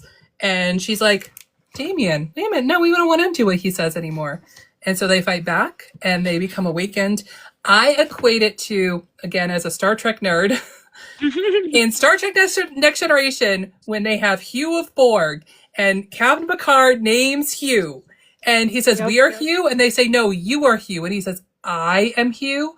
And they send him back to the Borg with this idea of of individuality, of me, not we, me. It's the exact same thing. And so Agreed. this one is Rory. And then in book 2, I haven't read it, but in book 2, it's a llama. And so it's the NPCs. And so each one, That's cool. I think what it's leading up to is essentially Juicebox and everything she's doing later on with getting all the NPCs and like how they're all. Yeah. Well, I think this is a big part of the You Will Not Break Me, and the whole underlying theme is what Donut and Carl are doing is interacting with the NPCs and interacting with the game in a way that the game was not built to be interacted with. Exactly. And it's the idea of the awakening. It's the Prometheus bringing fire. It is the idea that they are awakening all of these characters as they go. And I think that's going to be the build up to whatever happens moving forward, and why, we see so many things we see. It's because Carl and Donut specifically don't treat the NPCs like NPCs. Yeah. They treat them like sentient beings, and that is not anything the fish Nazis expected anyone to do. Exactly. And so that's just kind of it, and that's going to be what I believe that's going to be what finally fully breaks the system, is this sense of self and this sense of cognitive recognition, and this idea of you are more than what you were designed to be, and you don't have to be what they tell you are. I think that's what's going to break everything in the end. I think like one of the things I love about this whole book is, and I talked about it a little bit last time, that all of the different boss battles, Carl and Donut just don't run in punching. Like they have a strategy. No. And they're really thinking of these strategies, and each strategy is different, and I love it. But it is pretty early when Carl goes to the goblins and asks for the motorcycle. And he's like, wait a minute, hold on. You guys had a vehicle. I want a vehicle. And he barters with them and works with them. I don't think it was ever intended. I think it's exactly what you're saying, EC, is like, it was never intended that they would go to the goblins and ask them to work together. And then what I also like about this is how much free will they're showing too, because after she has a name, Rory is like thinking about Donut, and Donut gave her name, but then she's like, wait a minute, Donut killed all the babies. Yeah. Donut's responsible for all these babies. And she starts thinking about some of the babies. And one of the last things she thinks is like, she thought of the little goblin girl with the yellow dress and the ribbon on her head. Rory thought, I wanted her to have a name. I want her to have been Keister Blaster. There was no response, no chime. She thought of the sand in her chest, and then they wake up. There was a wash of heat, a blink, and suddenly Rory and the rest of the crew were in a new place. It was a giant, dimly lit room. She could see the distant walls, but they were very far, far away. She fought not to close her eyes. I'm alive. I'm alive. In addition to our own crew, there were others here, but they were all very far away, and there weren't many of them. Where are we? Spaghetti asked. Welcome, Rory, the AI says. Welcome backstage. You will re-enter the playing arena soon. And then it says part 2 will appear at the end of Carl's Doomsday scenario. Like, there's, it's not just that she worships Donut. That she's like, wait a minute, no, hold on. This main character thing? I actually don't like her very much. Like, she killed all the babies. And she did. She did. Mm-hmm. So, I think another growth point on Donut, though, is in book 1, when the babies die, Donut has a distinctively different reaction than the Donut we see in later books. And so Donut made the right decision in that moment to not tell Carl that all the babies were in the room, because she knew Carl would just stop.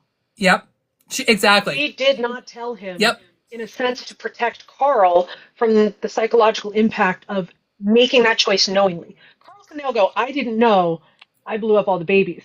Donut took that pain for him, which is foreshadowing on the character she becomes over the next few books. See, I almost see it as he wasn't specific enough. And I think, and I see this from, I always see a lot of things from a very sort of autistic lens, being autistic, that he said, was the chief in there? And she said, yep. And that's all he asked. He asked, was the chief in there? Correct answer. And she gave him a correct answer. And she said, yes, he was. Hit the button, blow them up. And so he does. And then she says, after he hits the button, there sure were a lot of babies. He didn't ask if there was anybody else. He said it was the chief. And she said, I did. I saw the chief. Go for it. Blow it up. But she didn't think about, she didn't care about NPCs at that point. She does later. But because they think that they're just... She does care about Carl already, though. She cares about plays Carl. It off, I don't, blah, blah, blah. And so I think, yeah, I mean, there have been times where I really think that Donut is a little autistically coded, as someone who has ADHD myself. Yeah. There are times where I was like, oh yeah, Donut's definitely got some tism. Yeah. I think cats are sort of like the poster child, personally, for a little bit of tism, but... Yeah. Not wrong. And dogs are ADHD. So we'll go with dogs are ADHD and cats are tism. And you get the two of them together, you have chaos. Which is why I love them so much. And a concrete thinker like a child, true. Okay, we're applying some neurodivergence. It also is like a child. Just like, yeah. That is very child. Absolutely. Yeah. Well, you didn't ask that. You told me to put it away. I took it and I put it here. That's away. Yeah, exactly. Yeah, as a parent, yeah, that still happens. My oldest turned 16 yesterday, and I still get that behavior. But now she's 16, I'm begging her to read this because I'm like, come on, you're over 15, you can read it now.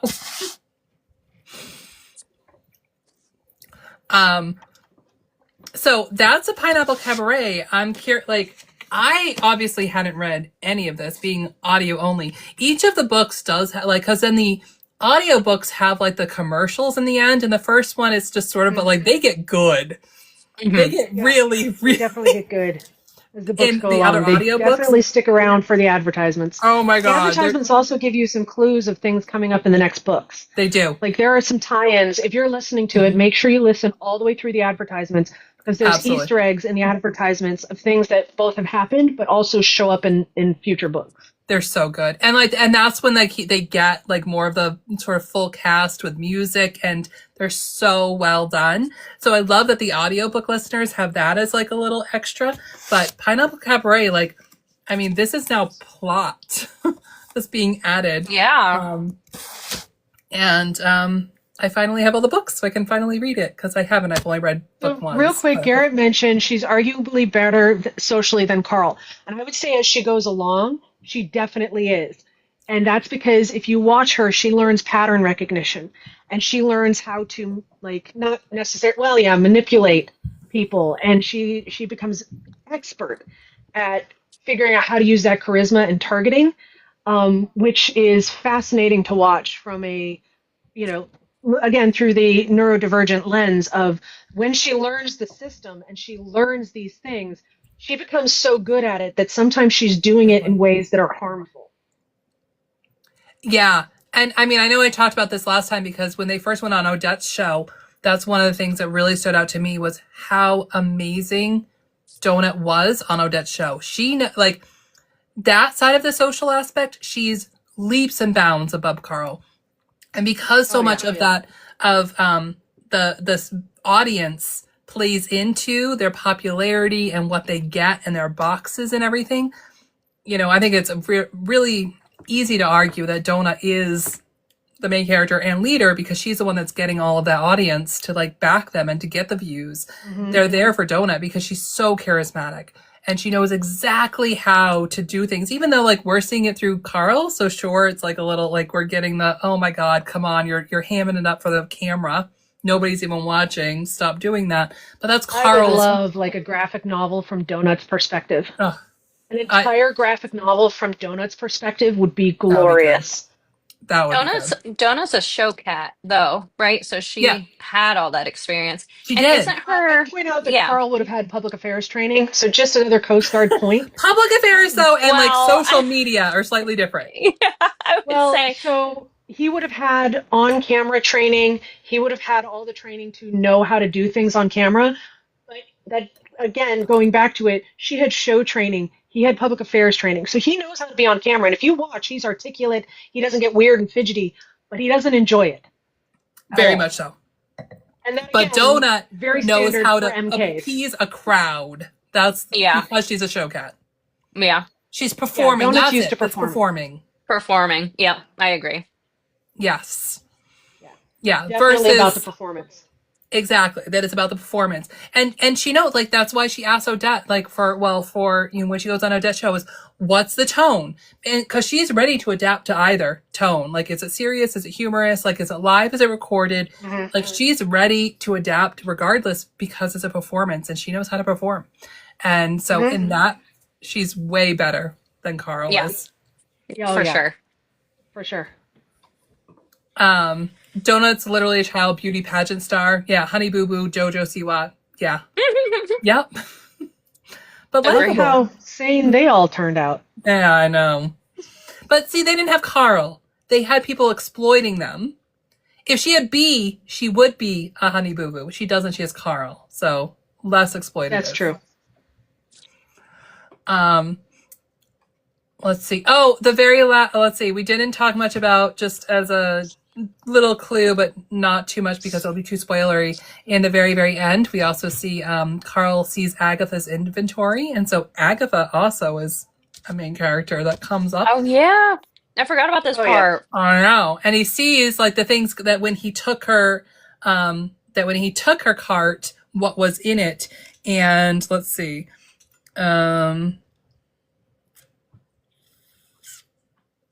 That it was all Valtay, right? That's the whole thing, is that, it was all Valtay. And then he was like, I want to talk to you about your inventory. And she looks at him and just makes a look that says, no, those eyes said stop there. And so like, she doesn't say it, but she's just like, And so we know that something's up with Agatha right in book 1. And, in book 7, we have some ideas, but Agatha's an interesting Ron character. of Book Talk said, I feel like we need a giant board with strings and pictures and stuff to follow all the characters. I totally agree. I agree. Every time I picture Matt writing these books, I picture a room where he's just put strings and like he has to like, because he's got to have the most amazing tracker to keep track of all of his spreadsheet. Stuff. He talked about it at Lit RPG. I know he's talked about it at other cons too, but it's a spreadsheet where he puts everything in. He at Lit RPG Con, so that was this summer, so that was before he wrote most of book 8. He said it was up to something like 70 tabs, and each, like, he had to buy a new computer because the spreadsheet was so massive. And all these tabs have all of these different strings because he just writes. Like, he doesn't know where it's going to go. He just put something in saying, like, Agatha has Valtay stuff, having no clue what's going to happen with that. And then has to figure out later, oh yeah, I said Agatha has Valtay stuff. Let's figure out why. he's talked in the past about being a pantser versus a plotter. Yep.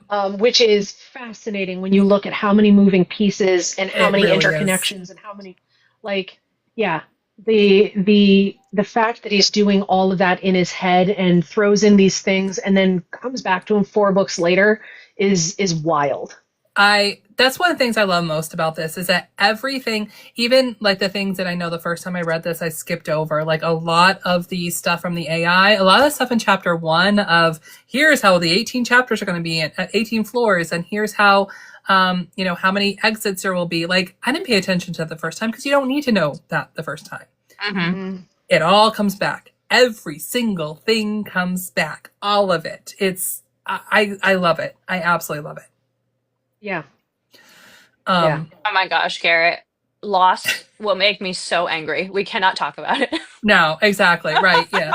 And so that's one of the difference actually, like Lost, like I'm not talking about Harry Potter. And I also, haven't Garrett, it's okay to throw all the shade at all of those things. all of those things. You can throw all the shade. I invested at all so of much those into things. Lost. I did too. I watched it all when it was coming out. Like as it was coming out, I was watching it. I went to a theater to watch the last episode as it was airing. Like I was really, really excited. That is an example of somebody like they were trying to plot, but they didn't know what the end was going to be. And that's one of the differences is that Matt doesn't, he's a pantser. He doesn't know how each thing is going to connect. But when he started writing, he knows how the series will end. And so he already knows where he's end. going. Yeah. So he knows the end. Yeah. And he knows that the theme is you will not break me. And so between those two things, I feel like we're going to have other, as readers, we're not going to be cheated like we were in Lost. I'm so upset about it to this day. There are some where people are still big mad about that. Yeah. It was such a cheap ending. Yep. Such a cheap ending. Yep. All right, so that was my biggest fear as a writer. Like my biggest fear. So I have a nonfiction book out already, but the book that I'm in queries for right now, title is a nautical horror set in Alaska. And like my biggest fear with that series is getting to the end and having people be like, I cannot believe you sucked at the ending like that. Like it was great. And then you face planted. Like that is my nightmare. It's face planting endings when you get people so involved. Because there's a whole bunch of shows and books that have done that where I'm like, really? Just toss it. I think that is like my biggest fear. I think that's one of the benefits of because the first few books and even, up until very recently, Matt was putting all of this on Royal Road before it was being published. Mm-hmm. So, it was chapter at a time. He's now doing all the chapters on Patreon, which doesn't have the same interaction as Royal Road did. But I can't imagine that doesn't help as an author to then you're able to see what people think and what their theories are before you keep going. And so I can't help but think that he was able to readjust a little bit or people like, what's happening with this? What's happening with this? And being checking his spreadsheet. Oh crap. I better bring that back in, which because it's real time. The creators of Lost, they were already, filming the next season when the season before was coming out. So they didn't have that real time feedback. And a lot of books that are traditionally published don't have that either, but publishing chapter by chapter on a fan site that anybody can just read, like Royal Road, it gives you a chance to make sure you're either, they see that coming, I need to pivot in a different direction so it's not what they saw coming. And there is a lot of the real-time feedback that works to his benefit in all of this. Yeah, agreed. Which, then you read some other lit RPGs that I know also were on the Royal Road, I don't, and you were like, did they not read some of Right? It's like, did you not pay attention that people were going to hate this? Which, they don't have to. Of course they don't have to. As an author, I bet a lot of them ignore it on purpose in case they don't want to be swayed or whatever. But I know a bunch of authors that don't read any of the stuff because they want to keep the story true to what they're writing. Exactly. And they know that going to the fan sites will influence decisions they make. So it's I get both that. Options are viable. Yeah, right. But I feel like, Matt, it seems like anyway, Matt chose one option and is doing it very well. And Yeah. Yes. All right. Final thoughts on book 1. Just book 1. Yeah. Remember I said, so the first time I did a read through, I hyperfixated, read through the whole thing. It was really hard to not do that. I like forced myself to stop for this live. Yeah, me too. It's like really hard. So Yep. loved it. Yeah. I do too. I'm usually listening. I think the first time I listened to all these books, I was at least 1.75. Like I try to slow down a little bit, just because his narration's so good. But like this time I really slowed down. Like all of those things I just sort of skimmed before, or not skimmed, but like for me, it's the fight scenes. Like I don't pay as close attention to the fight scenes because it's just like a chaotic, like I get the vibe. This time I really, and this is my 6th time. I picked up so much I'd never picked up before. So I try to for slow me, down. I think the thing is, it's surprisingly good for the first book in a series. Do you know what I mean? Like, it is surprisingly good when you consider this was the first book in this series and all of that. And yet, even though it's so good, it still doesn't set you up for how good things get for the next few books. Totally agree. Like we were talking about how with Yolanda, we didn't quite feel the emotional impact. We feel it by, coming up. Like, like this book punches, like this series punches you in the guts a few times. Yes, it does. In ways that, because it's so funny and profane and ridiculous, it makes the times where it's emotional hit harder. And in this book, he really sets it up to be over the top, gory, hilarious. And so you're kind of laughing, going, okay, this is just a lot of fun. And it kind of sets you up to like cry in some of the later books because you're like, wait, this was supposed to be just ridiculous fun. Yep. And I think this book really kind of sets you up to like take a punch in the feels for later books. I know when I recommend it to people, or like, especially before this year, like, last year and before, I would tell people about it. I'm like, first of all, the title isn't the most catchy thing ever. Like, for somebody that doesn't know what this thing is, Dungeon Crawler Carl, I would always describe it as the premise sounds ridiculous. It is a little ridiculous, and yet it has no right to be as good as it is. Like, it is so deep and so broad, and it is the political drama you wanted from Game of Thrones that you never got. It is all of those things that you wish you had. And he's probably going to finish the series, unlike George R.R. Martin. Yeah. He will. He will. He wrote a whole other book. Like, this is by far the longest we've gone, a year. Like, book 7 came out last November, so it's been a full year now. This is by far the longest we've gone between books. And, we can see where he is. We know he's writing it because he's releasing chapters. Last week when we were talking during the live, I literally got a notification that he had just released a chapter right then. Like, he's writing now, Yeah, which is great. And he also, I would say, it's been fun watching him interact with his fandom and cultivate that relationship. He's doing it in a way that's humble. That's funny. That is honoring. Like, he seems as shocked as anybody by the sudden explosion, and it is adorable to watch. It is adorable to watch him just be flabbergasted by everyone doing all the things.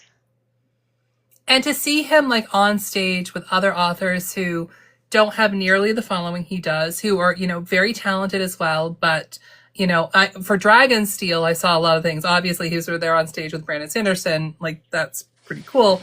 And Pierce Brown. It was very cool. Yeah, exactly. Like, okay, yeah, that's cool. So we're putting all of them right now in a line. I like that. But at RPG Con, like, he was hanging out and was just sitting there, like, being an equal with people who, only had a book and didn't have very many fans, like that type of thing. And he was like, yeah, we're both authors. Like, he is. I think he's very appreciative of this community. And we're appreciative of him. Yeah. And it's really cute to watch. It's really fun. It is cute to watch. It's adorable. Every time I see him flipping out about one more cosplay or something someone has designed or whatever else, it is a blast to watch. It was. One of my favorite moments of Lit RPG Con is still the fact that he took a picture of me and my design that I made, my Growler Gary thing, before I ever took a picture of him, before, like, anything. Like, I went up, I'm like, so I'm a fan. And he was like, oh my gosh. And like, You saw the video of him meeting Sam Boyd for the first time, right? yeah. Oh, you're the TikTok girl. You're the TikTok girl. Which now she has as her profile, which I think is fantastic. Because she is. Like, she was talking about this on TikTok before anybody. But like, this bag, I was like, so I'm clearly a fan because I was holding this. This was my con bag. It still has my con stuff in here. And he took a picture of me with this as my design before I ever, like, you know, got his autograph or took a picture of him or anything. And like, that was pretty cool. He was also just hanging out in the badge room by himself. I'm like, so I just flew to Denver to meet you. This is really cool. I'm hoping that he'll go to Gen Con. Because I think him going to Gen Con would be a huge deal for that community, too. That would potentially bring me back to Gen Con. I went to Gen Con every single year for a very long time and then stopped. But yeah, like I'm a former game designer and like sold games at Gen Con and stuff. So also into the tabletop arena. Yeah. That would be pretty cool. That would be cool. I mean, you know, like he's going to Dragon Con, but Dragon Con's fandom. Yeah. I think it all depends on where. Now it's almost like he's being sent. It's not all his choice, right? Yeah, no. Once you have a full publisher like that, you don't really get a say. You are Which shipped around. I sure hope he goes back to Lit RPG Con, but he hasn't confirmed. So, Atticus, any final thoughts about book 1? No, but I have to tell you a funny story. This it. is a slight spoiler, but not a big one. You know Steve Rowland? Of course. Yes. Okay. So hilarious. I did a indie author spotlight for Sword and Thistle for S.L. Rowland last week. And I just did it because I loved his book. I had no idea it was this Steve Rowland. I had no idea. You know it was the same author, Steve Rowland? No, people kept commenting, Steve Rowland. And I was like, oh my God, Well, because I have on a his signed books, book. on his books, he goes by SL. And I kept saying that in my video. This is by S.L. Rowland. It's really good. You guys should read it. Yeah, I have mine Anyway, signed. yeah, I know. I have a signed one. I'm like, oh my God. But this is from Ginger and the Foxes, so they sent me this. But it is, and then to find out, I met him at Lit RPG Con too. I was like, I see you're like, you keep coming up on all my TikToks, but also your author Steve Rowland, like, Right? Yeah. I'm glad I found out after the fact. I've been like nervous doing the video. Do you know how that all happened? Of like why he's in the book? I read the wiki article. Yeah. Yeah, well, yeah, He just asked it on Twitter. Use my he name. just asked him. He was like, you know, what would be funny. Yeah. It would just be funny if one of the trolls was named and okay. Yeah. And I think he gets like sucked into hell or something. Yeah. Yeah. I like it. Mm-hmm. Yeah. Yeah. But yes, book 1. He's a great. good guy, though. He's a good guy. S.L. Rowland. Oh my God, I know, because I like coordinated with him ahead of time and I'm like being weird and he was super nice. And then I find out he's in Dungeon Crawler Carl. Oh my God. He's super nice. He was so nice. A lot of people are. And the ones that aren't nice are still hilarious. Like, and it's not that they're not nice. It's just like it's like main character traits are either really nice or really funny. Like it's one of those two is a main character trait. So but yes, book 1 was great. Can't wait to keep watching your book clubs for the rest of the books. Yeah. So yeah. I mean and we're on a pace. So for next week we start book 2, and we have to do book 2 in 3 weeks. So we're finishing book 2 in December. The way that I've decided to split it out is that we are reading through chapter 9. So week 1 is chapters 1 through 9, then it's chapters 10 through 19, and then 20 through the end. And obviously I'm going to put that all in writing. But again, we only have 3 weeks, but this is by far the shortest. Shortest one, yeah. And then it just goes month by month. And then we have to... 7? What? Which one's the longest? Is it 7? 7. 7 is 87 chapters. Yeah. Book 7 is the longest. Although book 5 and 6 are pretty long too. So book 3 we're going to do in January. It only has 34 chapters, but nice. But book 3 is also the Iron Tangle, which I personally love. I love book 3. and I think it will. There'll be some good conversations for book 3. And then we just go January is book 3, February is book 4, March, like we do month by month, and then we finish book 7 in May in time for book 8. So I definitely want to come back for book 5 because I want to talk about the conversation that Donut and Carl have in that book about masking. Okay, yeah. Oh yeah. I would love to come back for that. So. Book 5 is my favorite book. Like I think it's most people's favorites. It's so good. I love book 5. I like book 6 too. So many good things happen in book 6. I just like every single book actually. I like I them all. found 7 to be hard to get through. 7 was a slog for me. 7 took me a little while too. And I was surprised. I flew through book 5 and 6, but 5 I would say is my favorite, but I'd love to be able to talk about that masking conversation. Well, I mean, again, we're doing this every week. Next week we start book 2, so I need guests.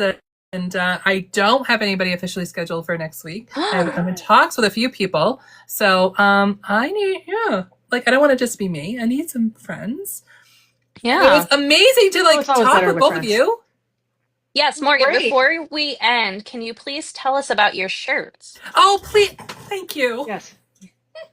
Thank you, Atticus. Good call. Thank you. So, I have things. Is it a link in my link tree? Because since I got 1,000 followers, I can have a link tree.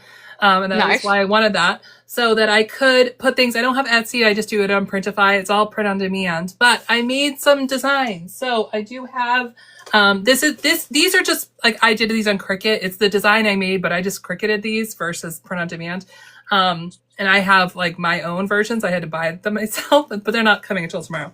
So I have my Growler Gary, which book 3. So book 3 on, you know who Growler Gary is. He's always willing to lend a hand. Like, I really like this one. It's great. The real design of it's even better. Like I have his I was really trying to design it to like look like a bar logo and just like a typical tavern. Yeah. Right. Exactly. Right. Like I even have established 2021 because that's when book 3 came out on the real logo.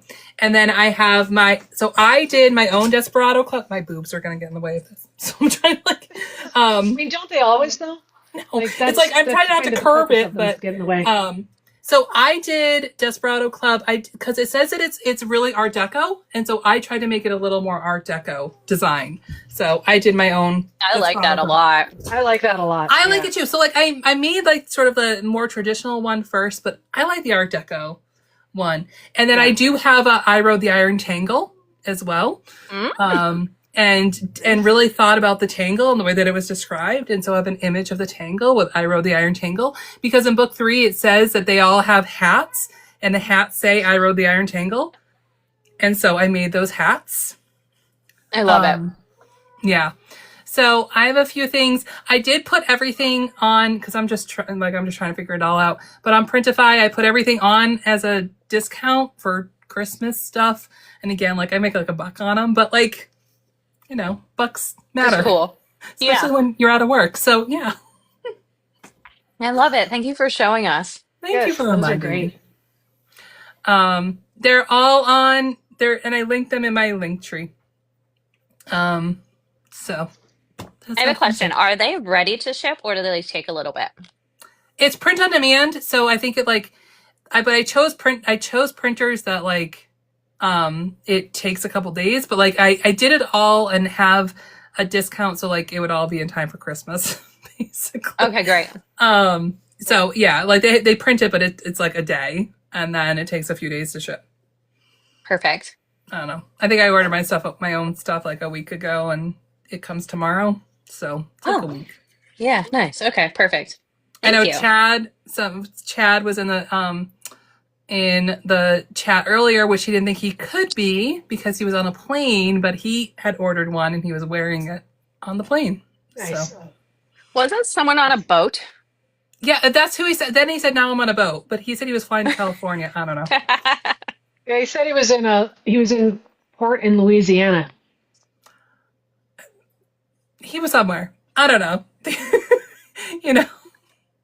It's a thing. Well, thank you so much for running this. This was a great This time. was fun. Thank you both for joining. I really appreciate it. I love book clubs. I'm in a few book clubs because I love the discussion. Like, the best book clubs aren't when everybody necessarily agrees. Like, it's just discussion, right? And having different voices makes book clubs that much better. So thank you both for being voices. Yeah.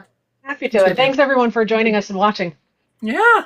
Thank you. My last plug is I figured out how to download these and I'm putting them on YouTube. Nice. So I'll put the Fantastic. full thing. But that way too, like if we want to like get clips or whatever, we can do it from that. Oh, that's fair. Sounds great. Content. Thank you. Awesome. Thank you both. Have a good night. All right, Thank you, thanks. Bye, everyone. everyone. Appreciate Bye. it. Appreciate you. Bye.